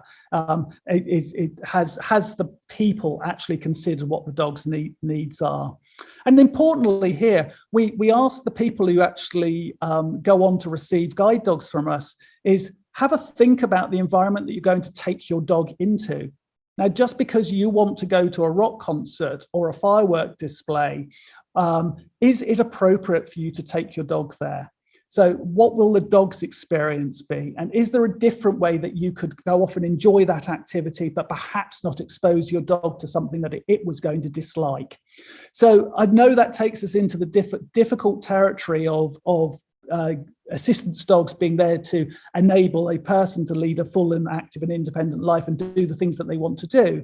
But we're doing that because of the role of the dog in their life as well. And sometimes I think the dog needs to come first in some occasions. So that gives us, when we go through all of the 5 domains, we ask our staff, and it's largely our staff who are considering these welfare assessments. We end up with a welfare score from the very poor, which we scored as 1, through to the excellent, through to which is a score of 5.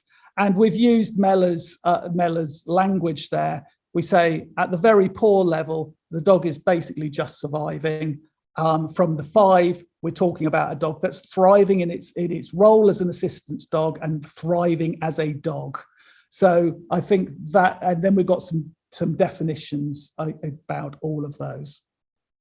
Now, importantly, when we're asking our staff who are working with our volunteers and with our client group, when we're asking them to have these conversations with the people as the primary caregiver, we're asking our staff to frame it in language that the people understand. This is a conversational piece that we can have with the people so that they learn to understand where their dog is coming from and how they can improve their dog's life in some way. So implementing the 5 domains in Guide Dogs UK, we're very happy with the approach that we've adopted. We believe that it's a significant step forward from the 5 freedoms model. We believe that it is a good way of ensuring dog welfare. And the fact that it's got a good amount of science behind it is an essential criteria for us when we're looking at changing operational practice. Is it proven? Has it got some validity to it? We have found that certainly having these conversations with our dogs and enabling our dogs to have conversations with the people in their lives has certainly helped them to build trusting and lasting relationships, and also for the dogs to have a good quality of life. And importantly, if we're ever challenged, and I guess any provider can be challenged from time to time when people see an assistance dog or a guide dog and they believe the dog's not having the best life possible to it, then we can use the language to reassure the public and reassure certainly legislators and society in general that we absolutely believe in high welfare for our dogs. So last couple of slides I just put up there just to give you an idea of some of the literature that's out there, which I guess you will have available to you after this presentation. But thank you very much, and I'm happy to answer any questions. Thank you so much, Tim. That was really, really informative and fascinating about the 5 domains and how you put it into practice. That was really brilliant. I'm going to suggest that we keep questions for Tim until after Selina has spoken. So if you've got questions, please remember them, write them down, or if you've got a better memory than I have, just remember them.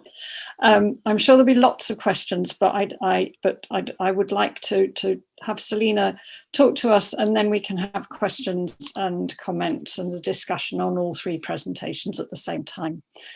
So thank you, Tim. And we now have Selina Gibsone from Dogs for Good, who is going to talk to us about the dog's welfare. She's the development manager at Dogs for Good, and I'm sure that she will tell you more about the work that she does and the welfare concerns at Dogs for Good. So Selina, yes, over to you. Hello. Hi everybody, hopefully you can see the slides okay now. So I think I'm going to be adding to the discussions we've had this morning, really. So really good discussions already and really important conversations. And I think it's always great to hear how people are working to improve dog welfare. But I think it's a conversation that needs to keep going, because I think we can always do more, and the more research and the more understanding we have enables us to keep improving what we do. Just a little bit about me before I start. So I'm development manager at Dogs for Good. I've been working in the sort of assistance dog or therapy dog world for over 20 years, and previously worked at Hearing Dogs. I've worked at Dogs for Good for 10 years now, and done quite a lot of traveling around the world and seen a lot of different programs that work with assistance and therapy dogs. So sort of coming at it with that experience in mind. So as Claire talked about this as well, if we're working with dogs who are in a role of helping people, we have that moral responsibility to make sure that those animals are experiencing a good life. And as there's more and more organisations and individuals training dogs in a wide range of roles, I think this becomes more and more important to really understand how we protect the welfare of the dogs involved. And as Tim said, the public attitudes towards animal welfare, I think over the past few years, particularly more recently, there's more scrutiny from the public in general, asking questions about, are the dogs okay? Are they doing all right? And we need to be able to be confident that we can give them answers on those questions that they put forward. For the dogs themselves, but also for the sustainability of the industry, because as with other working dogs, once questions are raised, then sometimes that can affect the potential for the industry to carry on. And I think even if we're not training the dogs ourselves, but we're promoting the benefits of dogs for people, we must try and give equal importance to meeting the needs of the dogs in the way we promote this type of work, because I think sometimes people's takeaway is, oh my God, dogs are brilliant for people, I'll go get one to help me, but they're not taking away the information that they also need to meet the dog's needs as an important part of that. So Tim talked about the fact that we don't have a clear definition of welfare, and it's one of those things that you can look and find lots of different definitions. This one is one I found in a recent paper that's a really relevant paper, actually, that is referenced below. But this kind of quality of life, or how the animal is feeling, and that lived experience. So again, looking more holistically rather than focusing on a specific health or the welfare that perhaps historically we talked about. And I certainly am not going to go into huge detail on this because Tim's done loads of chat on it. But there's certainly been a move away from the 5 freedoms, as Tim said, in terms of being quite negatively positioned to avoid bad things happen, to the 5 domains, which are much more focused on promoting positive experiences and influencing the mental state of the animal. So that demonstrates a bit of a shift anyway. And I do think the words that we use to describe what we do and describe the welfare and the well-being of our dogs are so important in terms of how the public interpret what we're talking about. So I'm going to talk a bit more later about the sort of challenges of really objectively measuring welfare in assistance dogs. But first, I'm just going to talk a bit about, what kind of provisions we make to ensure we have good welfare. And again, this is something that everyone else has talked about this morning, and some of these are relevant to Dogs for Good, but they're also relevant to other organisations. So we're obviously trying to source dogs that are fit and healthy for the role, and that have good genetics, are suited behaviourally, physically and mentally to be able to do the job that they're being chosen to do. That's obviously really important. The socialization and the preparation that they have in order to do that role is obviously key for them to confidently perform whatever it is that they're doing. The socialization or their early development is key to making sure that the rest of their life has that foundation that they need. And on top of that, preparing them for specific areas later in life that they might have new things added to their role. Enrichment is obviously a really important part that should be part of a dog's daily routine, not something that's just added on. The training approaches, as Tim and Claire have said, we've focused on positive reinforcement, and we're trying not to use equipment that might compromise movement or be just uncomfortable for the dog. So we're all thinking about what we use and how we use it, and always improving. The education of the people working with the dogs is obviously so important, to have the right skills and knowledge to be able to handle those dogs in a confident way, being able to read the dogs, being able to communicate with the dogs. And that includes clients and volunteers, not just the staff themselves. So anybody who's in contact with the dogs, you know, we're trying to enable them to have as full education as possible, in order to understand really and meet the needs of the dogs that they're looking after or handling.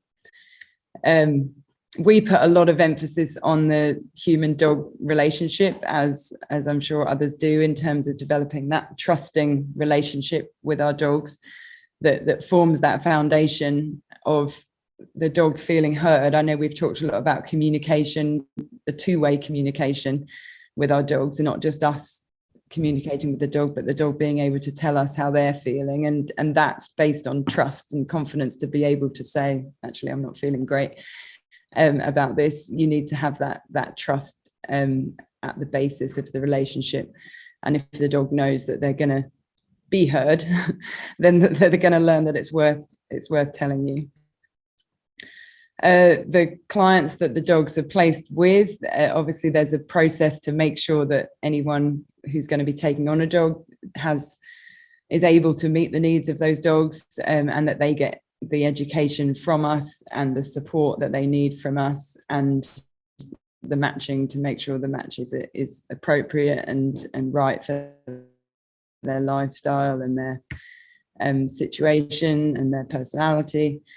And as other organisations do, there's a lot of work that goes into monitoring welfare and health and behaviour. And there's different assessments throughout the dog's lives that help have a slightly more objective way of looking at that. But I'll go into that into a bit more detail later. And as we and other organisations learn, we've certainly made improvements as to how we support the welfare of the dogs. So kennels is a big one, like Tim said. In the past, we may have observed our dogs. I can hear someone's not on mute. I don't know. There we go. That potentially we use kennels a lot less, if at all, now for our dogs, and we think about the dogs spending much more time in homes, which is ultimately where they're going to be in the long term. So that was quite a huge shift for us a few years ago, to come away from using kennels overnight for the dogs. We're quite lucky at Dogs for Good that we have quite a range of roles for our dogs. We have different types of assistance dog roles, but we have also our community dog roles and our family dog roles. So we can look at the needs of the dog, the individual dog, and try and make sure that that dog is going to enjoy the role that he's going after the dog, but thinking about the relationship with the dog and the fact that meeting the needs of the dog is so important to be able to have a successful partnership. So the emphasis there is certainly on the communication with the dog and making sure that people have the sort of develop the attitude, I suppose, towards the dogs, to be thinking about them in a certain way, not necessarily thinking about them as something that's coming to help them only, but this is a two-way street. And as part of that, the wider education of the public, influencing welfare of dogs as much as we can, by telling people about that sort of thing and what we're doing. I put a bit in here about language and terminology, because I think, or we think at Dogs for Good, certainly, that language is really key. And when we use words like our dogs are used to help people, or any terminology, the dog is an aid or a tool, that immediately shifts people's perspective and people's attitude towards, okay, this is the human, and the dog is working for them. So if we use words more like co-worker and partner and partnerships when we refer to our dogs, that influences how people think about it, and therefore will influence how they communicate with the dogs and how they interact with them. So that's something that we're looking at, evaluating a lot of our language that we use. Even words like training has a kind of master implication to it. So we're looking at everything across the board there.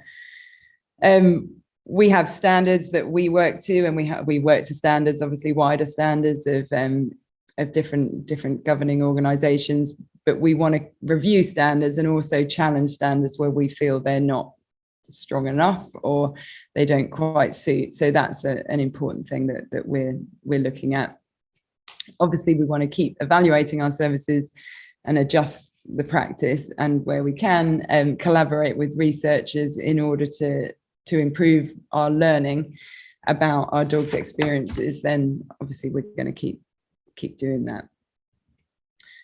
So that's all very well, but what I want to do now is to move on a little bit to the risks for welfare for assistance dogs, because I think there are many, and we need to make sure we're kind of meeting them. So I've put a few ideas down here for people to think about, and it would be great to have discussions later.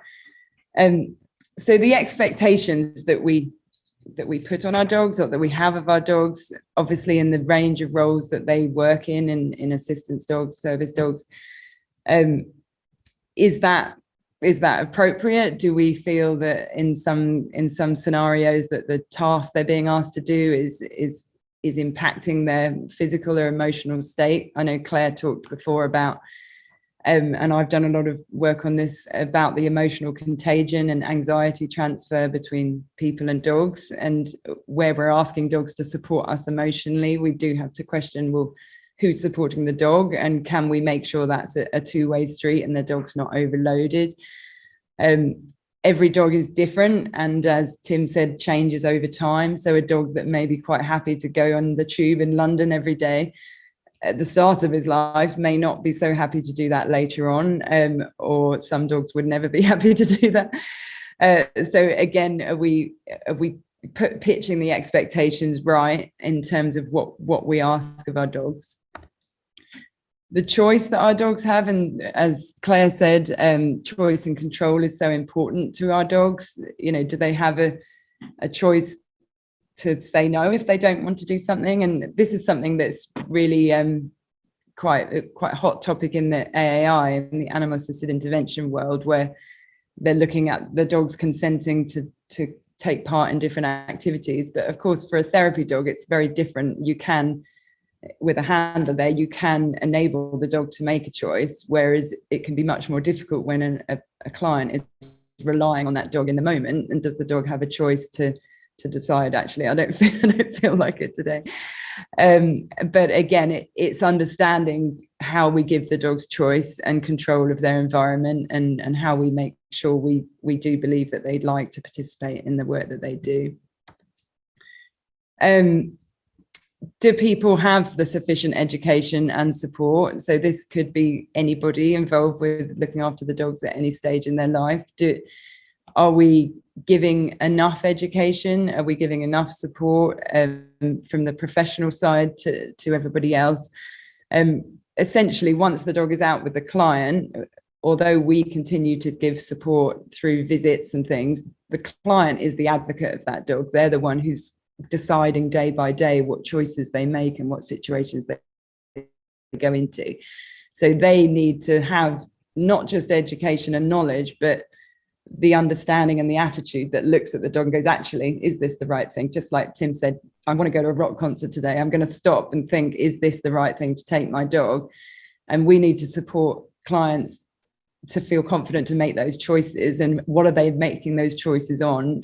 Because it's a balance sometimes between their own needs and the needs of the dog. So if they're feeling, I need the support to go to this concert, but they're thinking their dog doesn't really want to go, you've got a slight conflict of interest there. And how do they make that decision? Tim also mentioned about, dogs getting overweight, and that's something where potentially the education and support to understand the implications of that, may sometimes not be enough for people in order to let their dogs get overweight. There's questions as to how that might happen. And things like thinking about the types of disabilities, and if we're placing a dog with someone with a degenerative or progressive condition, then the needs are going to change over time. And is the dog able to continue to meet those needs, or does something change, and how do we constantly review that? And that's certainly something we've been learning a lot when we've been working with dementia and dogs, because obviously dementia progresses and sometimes quite quickly. So we're trying to understand a lot more about that aspect. And then away from the sort of client, but also onto the number of changes, as Tim pointed out. And again, every organization works differently in terms of how many changes our dogs might go through from puppy to client and beyond. And I think that's an area that we're not looking at enough to really understand the implications or the effect of that on that dog's ability to keep making new relationships. Is there a number, a magic number where you get to where a dog says, I can't move again? Do we know the answer to that? I'd be really interested to get people's thoughts on that, because it's something, even if you're taking dogs from rescue and placing them with clients, there's still changes happening in that dog's life, and there has been before. So it's quite hard to avoid in the way we work. A lot of us work. Obviously, some people train dogs who are already the dog of a client, and I'd be really interested to look at comparisons to see, well, how is that different, and how do those changes make a difference? And the last one I put on the list is, obviously there are a proportion of dogs in all organisations, I think, that don't become assistance dogs for whatever reason. Maybe they're just not suited. But if they've been bred or created to be a working dog, and now they're shifting to a slightly different type of lifestyle, does that have an effect on them? Do we do enough to protect the welfare of those dogs as opposed to the ones that are being placed as assistance dogs? So I'm just bringing up these questions not to cause trouble, but just because I think it's important to get talking about these things and be open, because the more answers we can have of these questions, the more confident we can be that we are doing everything we can. So the next point really is, how do we know then if our dogs are experiencing good welfare? So how do we know if the changes we make, if we meet some of those risks, how do we know if it's working? And I think we strive to monitor welfare in so many different ways, as we've talked about today. But one thing that's difficult is finding that sort of objective measure, if you like, that way we can do it that is completely objective. So I'll just talk through a few of the challenges of measuring welfare of working dogs, just to, again, these aren't exhaustive by any means, but these are just, and some of these apply to measuring welfare full stop, let alone with working dogs. How do we know how the animal is feeling? As we've talked about earlier, even with other people, we don't know for sure how they're feeling. So if we're trying to understand the lived experience of an animal, how can we measure that? And that's a question. If someone's got an answer, that'd be great. the other thing is a lot of the design of assessments and evaluations that we use, maybe some of the ones we use currently in assistance dogs, where we may assess the dogs at particular points in their life, that may be different people assessing the dogs at different points in their life. So there will be an element of subjectivity introduced there, because you've got different people measuring dogs perhaps on a slightly different scale. We've also, in assistance dog organisations, often charities, and often it's not feasible to be having assessments that are hugely costly and hugely resource heavy. So there has to be things to think about, that if we're looking to develop a measure, that has to be something that's easy to use in that sort of situation, in terms of meeting expectations. Some measures of welfare and well-being that are out there currently, in terms of physiological measures, may be invasive or complex or not that conclusive. As we talked about, you need that holistic measure in order to really assess well-being. You can't just measure cortisol, which we know is also quite conflicting anyway if you do that. We've got things like the judgment, the cognitive bias test, which is really interesting to look at optimism and pessimism in dogs, and how that may influence how that may be influenced by their emotional state. But again, is that feasible to be doing that with every dog, particularly the numbers that some organisations are working with, or is it a proportion of dogs to try and understand that a proportion of dogs' experiences that you can then generalise to everybody. Just a few more. So I've sort of said this, that to have that objective measure, you really need to have a combination of measures, a holistic combination of measures. And is that something that we can do, or that even exists when we're talking about the type of welfare and lived experience that we're talking about? If there was such a thing, when would you use it? Because if you decide to do that while the dog's younger, when you're preparing him to be an assistance dog, is that telling you enough about what the dog's life is like when the majority of his life is working as an assistance dog? But if you did that maybe a couple of months after the dog's gone out with the client, then the move of house alone is going to have impacted that dog's well-being, and probably impacted the measures that you'll be looking at. And I think the range of roles that dogs work in, it would be quite a challenge to think about that.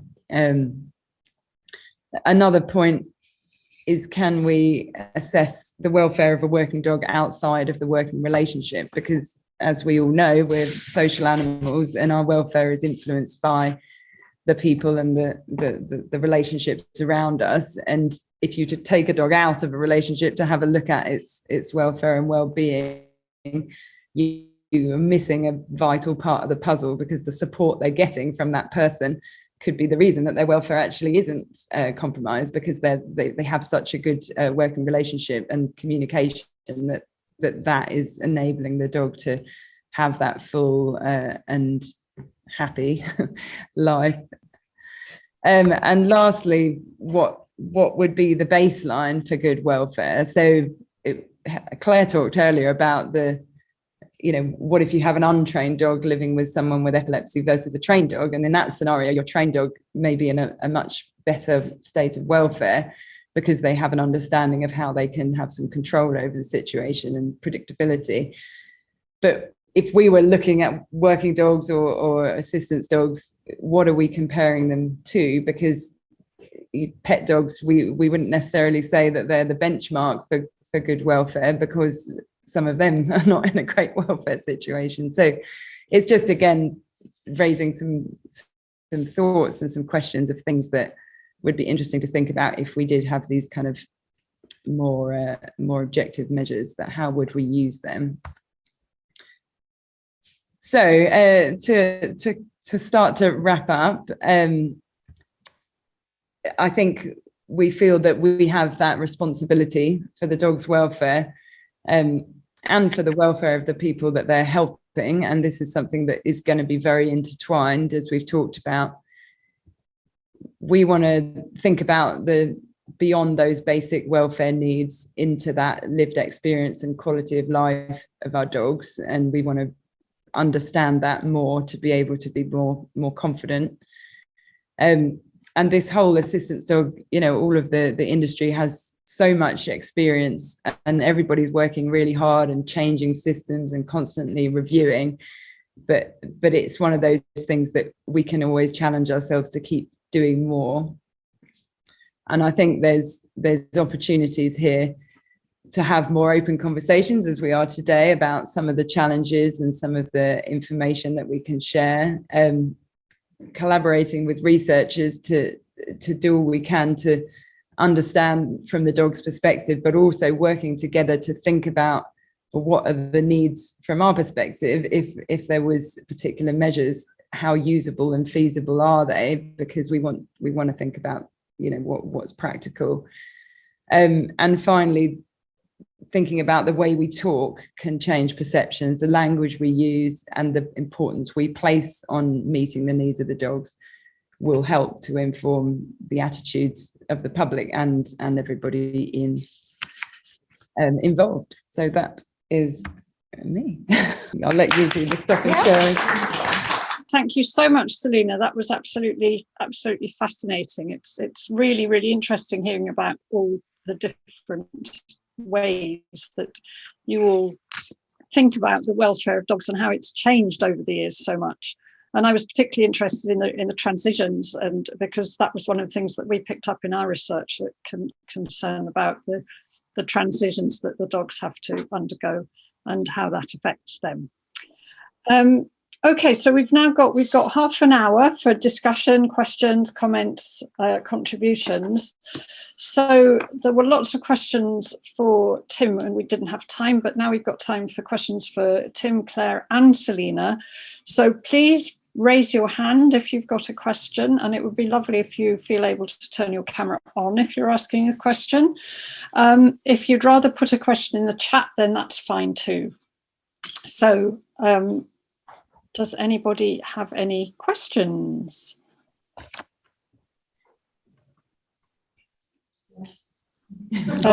There's one in the room, Nickie. Okay, we'll have that one first. Hi, it's Zoe from PADS Foundation. We joined them.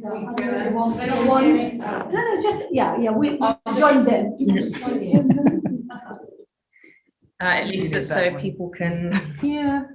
Hello. Hi there.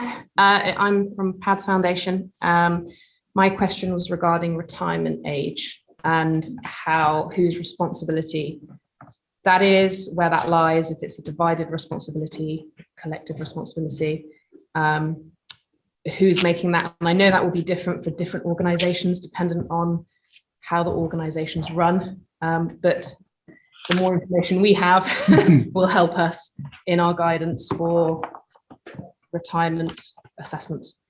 Thank you. So maybe I'll take that, and Selina might want to do the Dogs for Good piece. So at Guide Dogs, we've had that debate, and I think we've heard strong arguments that there should be a formal age, you know, a cut-off point, you know, call it 10, call it 10 and a half, call it 11. And we've elected not to set a formal retirement age because of the individuality involved. So that's one of the reasons why we've adopted the 5 domains model, so that when we're going and looking at dogs, and it doesn't matter what age they're at, this could be a dog that's only been working for 12 months, so a 3-year-old working guide dog, we might go out and, using the framework, draw a conclusion that dog needs to be retired from work. For some reason, it's got a chronic health condition that we didn't know about, or more regularly, it would be the dog's not a happy guide dog.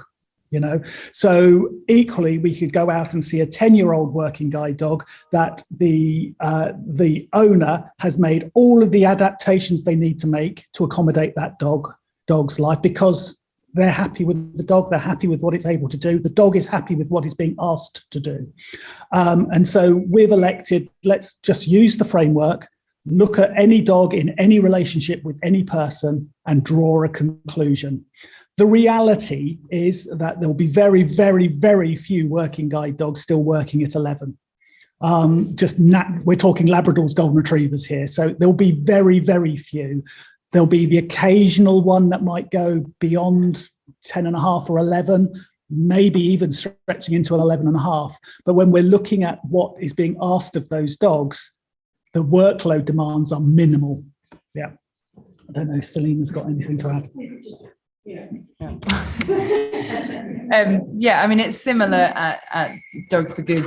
We do have an age of 11 that we like all of our dogs to retire by, but they may retire earlier than that. They'll sort of, as they get older, we would always look on the visits and talk to the client, particularly about retirement, and the way the client adjusts to retirement is obviously it's quite important, and making sure that they're part of that process, because that's quite a emotional time for them to think of their dog retiring. So we kind of semi-retire the dogs, and their workload may change as the same as what guide dogs would do, and so that there's a kind of gradual change to retirement for both the client and the dog, because it's a shift for the dog as well. But yeah, we tend to have a cutoff of 11, but it's looking at the dogs as an individual. Sorry, is that a mixture between Claire, do you want to come in on that? Because presumably medical detection dogs also retire at some point.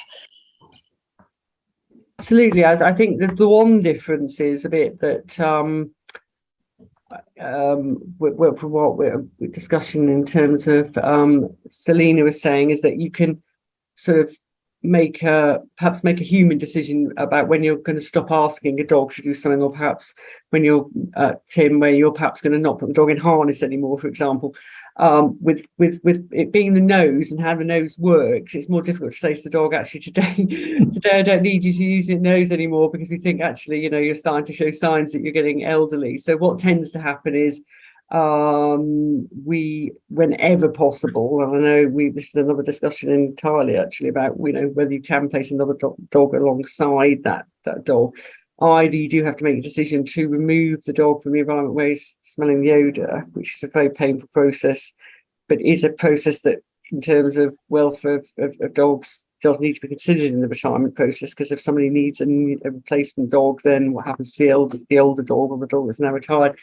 So it goes into a home where it's not smelling that odour anymore, but then has this break from their client, which is very, very distressing. Or you put a younger dog to work in alongside, and what happens then is that sometimes the older dog chooses to use his nose when he feels like he can be bothered, and other times he might just let the young dog get on with it.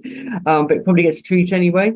So, but it is different. You've either got to remove that odour, or you've got to allow the dog to retire gracefully, but he probably will still keep using his nose and working at times. Okay, thank you. I've got a couple of questions in the chat, but I'm going to go first to Jamie, who's had his hand up patiently for a long time.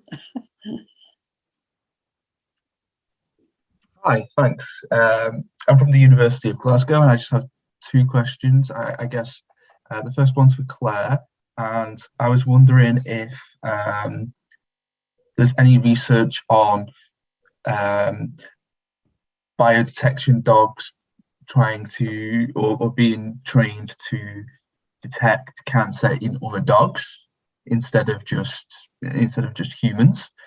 And then my second question would be for I guess for everyone about this sort of objectivity subjectivity of welfare, because everyone talked a little bit about how all their dogs should be seen as individuals, and obviously different dogs have different welfare needs, for whether for their breed or whatever. So I was wondering if you could just talk a little bit more about this, and how perhaps maybe there might need to be a move away from objectivity and having like I guess a score maybe.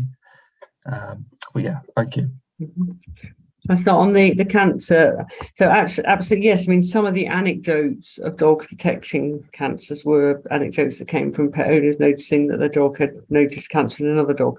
So yeah, absolutely. And we just completed, well, I say just, a bit time's gone now because of COVID, but completed a study where we worked with a local specialist hospital and successfully transferred dogs that were trained to detect human bladder and prostate cancer to detect canine TCC. So it's quite interesting actually, because the cancer dogs that we worked are our best dogs that are working on the programme with MIT. And when we first swapped in dog urine from human urine, obviously dog urine must smell a lot more, because they were just like one of my dogs like, wow, that's, you know, that is much smellier. But we did a double blind, and actually it was supported by the Kennel Club Foundation, and we're just about hopefully to get the publication in, and the dogs were just as good. So it would appear that, you know, that the cancer odour is very similar, whether it's you know, it's canine or not. And you know, there's been more discussions about how dogs might be able to help in this way in the future as well. So that's all really exciting. And just very quickly before I hand to the others, I mean, I think it is, what you're saying is difficult, because yes, every dog is an individual, and every dog needs a different sort of program in order to keep that dog happy, and that's very much considered in the matching and the role the dog has, and etc. But I think the objectiveness doesn't have to then mean that it is subjective, because we're talking about, you know, effectively case study. You think that's still very measurable, because most of the behaviours and even, you know, health markers that we're describing are not, you know, unique. They may show themselves more strongly in different breeds and different types, but, you know, OCD behaviours, licking behaviours, anxiety behaviours, health changes, you know, these are all things that we can measure and can score objectively. So I think the fact that we're talking about individuals doesn't mean that we shouldn't still look very objectively at the signs that we know are very, very closely related to stress, acute stress, chronic stress, and other factors. Yeah, just to follow up on the objectivity subjectivity dilemma, because it is a dilemma for us. We are constantly trying to find evidence to support a particular position. You know, so we challenge ourselves and our own impressions, but trying to underpin everything that we do with validated science is important to us.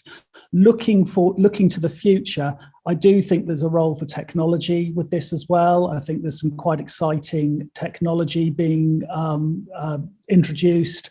The Mars Wisdom whistle app for collars and so on. I think technology such as that could offer us insights which might offer us early warning signals that we might need to go and actually do a bit of a deeper look at this dog in its relationship with its people, because I think that's the important thing. Not only are the dogs themselves individuals, but they are in individual relationships with people who are themselves individuals, and we have to think about assistance dogs within their relationship, because that is so fundamental to making any decision about the dog's state of welfare and well-being.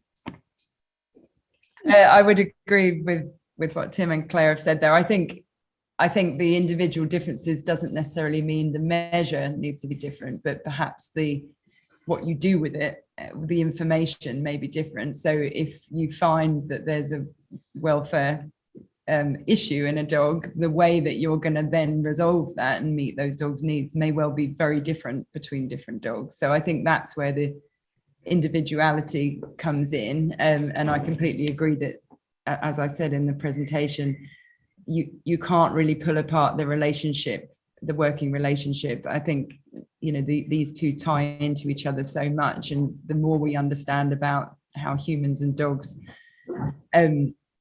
interact physiologically and emotionally, the more we can get more information to be able to help inform that. But I think if we had the use of technology and that app that Claire talked about, where the client themselves could feed in certain information, made me think about, you know, different ways that we could get more information about the dogs to be able to understand as much as possible. So yeah, I think there's a real opportunity there to do more.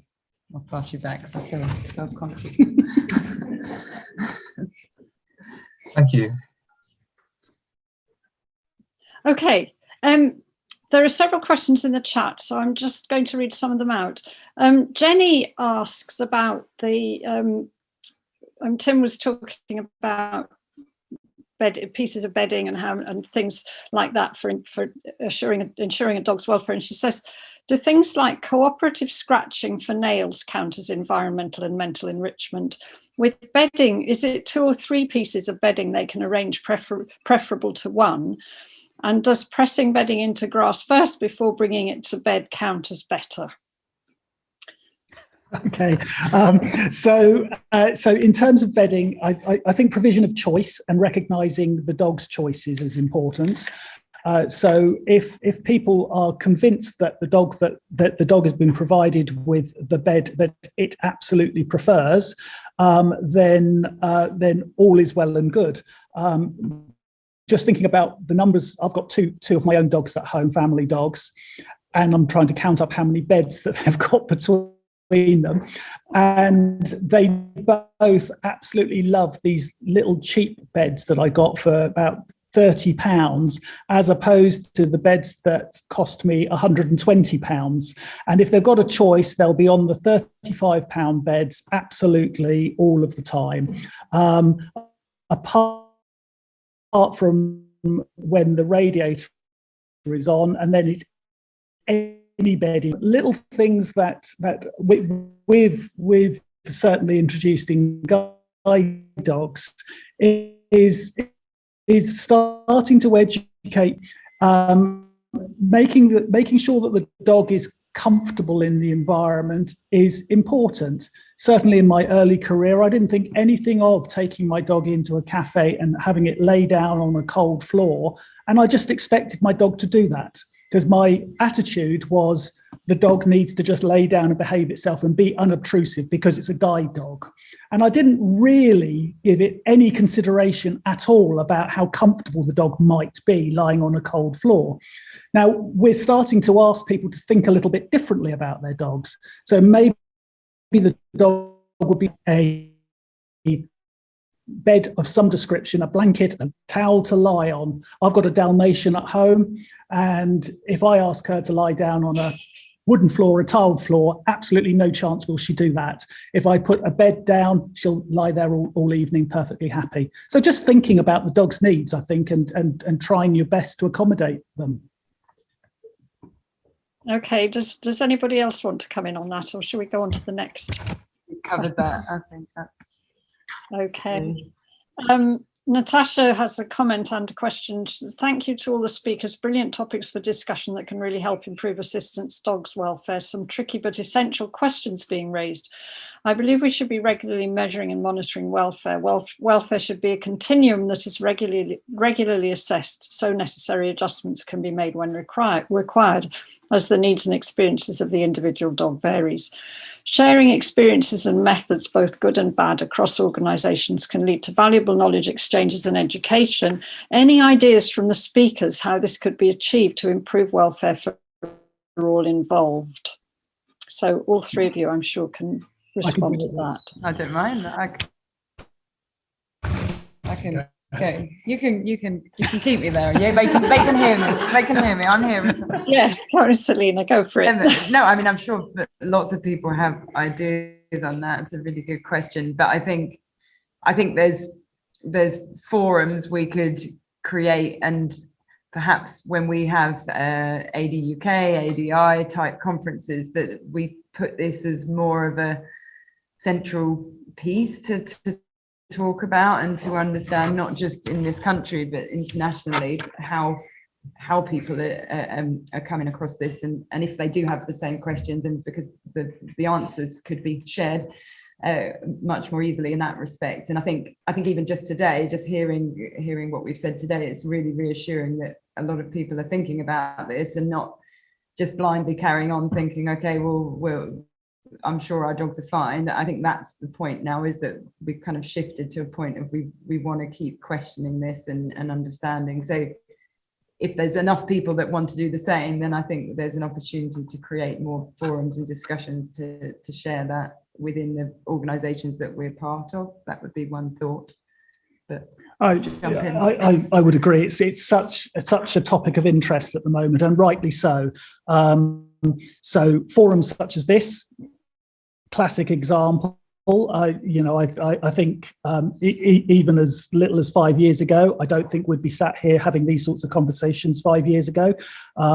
So I think that's a massive advantage to us who are working professionally in assistance dog organisations to work collaboratively with good researchers doing good valid research that can help inform operational practice is so critical.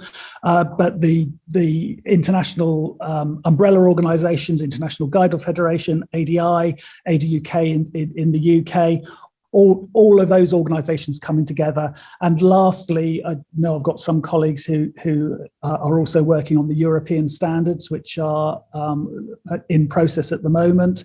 So if we could ever get to a position where we had European standards published, I think that would be massively advantageous for all assistance dogs. Claire, do you want to come in on that, or shall I? No, I think that's fine. That's fine. I was just remarking at the fact that, actually slightly going back to the other question, is that I've got three working dogs in here today. It's really warm in my office today, and they've all opted for 3 different lying positions. So one is, I don't know if you can see actually, one is the Labrador, is on her bed. Can you see? Yeah. One is the Dachshund, who's on the, God, I'm going to show you, he's on the sofa. And the other is the Spaniel, who's very sensibly on the floor. So it's all decisions that are made, 3 different dogs, 3 different decisions. Quite interesting in a hot room. But no, I think in terms of the monitoring, I think we have already got ways in which we can, as the other speakers have said,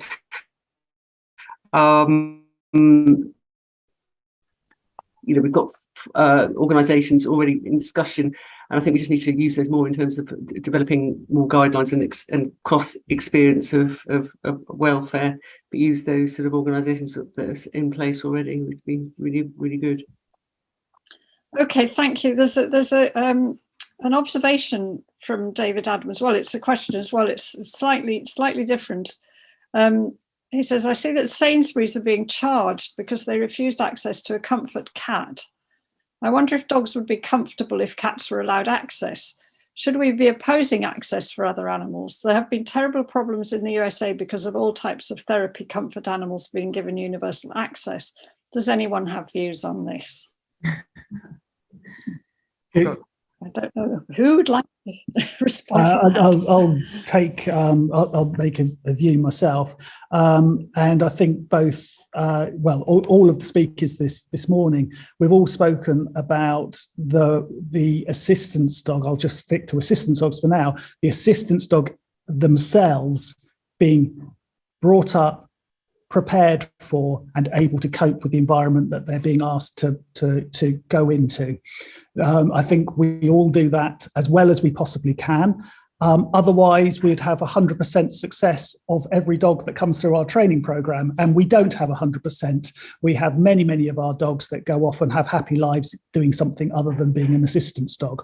So we know that role does not suit every assistance dog. Therefore, I'm not a cat expert or a peacock expert or a ferret expert, but I would assume that other species also need to have the same level of preparation in order for them to be able to cope with the environment that they're being put in. So assuming that the animal itself is able to deal with whatever is being asked of them, and they can behave appropriately, then there is some merit to them, I suppose, but stricken with complications would be my view.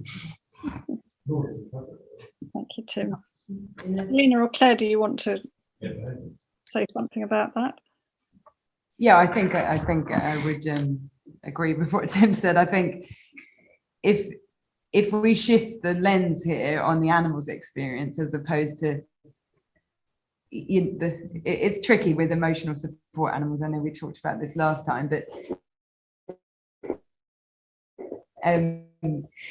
some emotional support animals in different countries are there for the support of the person, and the support of the animal isn't regulated or looked at, or it's not necessarily that the person themselves hasn't thought about that, but it maybe it's maybe not enough education and awareness that the importance of that. And if you take a peacock or a pig on a plane and expect them to find that a good experience, then, you know, without the preparation that goes into it, whatever type of animal it is, I think that's the way to look at this, because otherwise it comes down to a kind of rights. Well, I have the right to take this animal in here for my own needs. And our question, I think, is not, well, you have your rights, but the animal has rights as well. And we can't be compromising the rights of the animal to suit the rights of the people. And that, if we come at it from that side, my feeling is we can come to a resolution, because if there's more understanding from the people's side that rely on their animals, that if their animal isn't happy and enjoying it, their relationship and the success of the help the animal is giving them won't be sustainable anyway. So that the help they're getting from the animal will end up being a short-term thing, because they'll be burnout, or they'll be you know, the stress in the animal. And I think if you flip it over, you're going to end up with a better conclusion, rather than just looking at it as a what should and shouldn't be allowed. It's more an ethical discussion in my mind, but I'm sure others have views on that. Yeah, Claire, do you have a? Yeah, no, absolutely. I agree exactly what the speakers have said. I think it is a complicated issue. I think one of the things that is discussed a lot between assistance dogs organisations and, you know, guide dog organisations being part of that is the difference between a dog that's trained to do tasks and is an assistance animal, and a dog that is providing other forms of support which may not be so tangible. I think it's, as in obviously tangible to an observer. I think it's really important, the point Selina makes, that it isn't just about whether the person themselves gains support from the animals with them, it's but how does that animal cope in that environment and that situation. And you know, if there are no, today is all about talking about the welfare of the assistance animal, isn't it, the assistance dogs, and I think that has to remain a primary focus in understanding whether the way forward, actually, in terms of the variety of animals that may or may not be suitable as assistance animals. So no, I agree entirely with what's been said. Yes, I think this issue came up at our previous workshop, which is I mean, about what it is ethical to expect animals to be doing for us, and it's really important to consider what is right for the animal rather than just what's right for human beings. We should thank all our speakers hugely for their wonderful presentation. Thank you, everybody.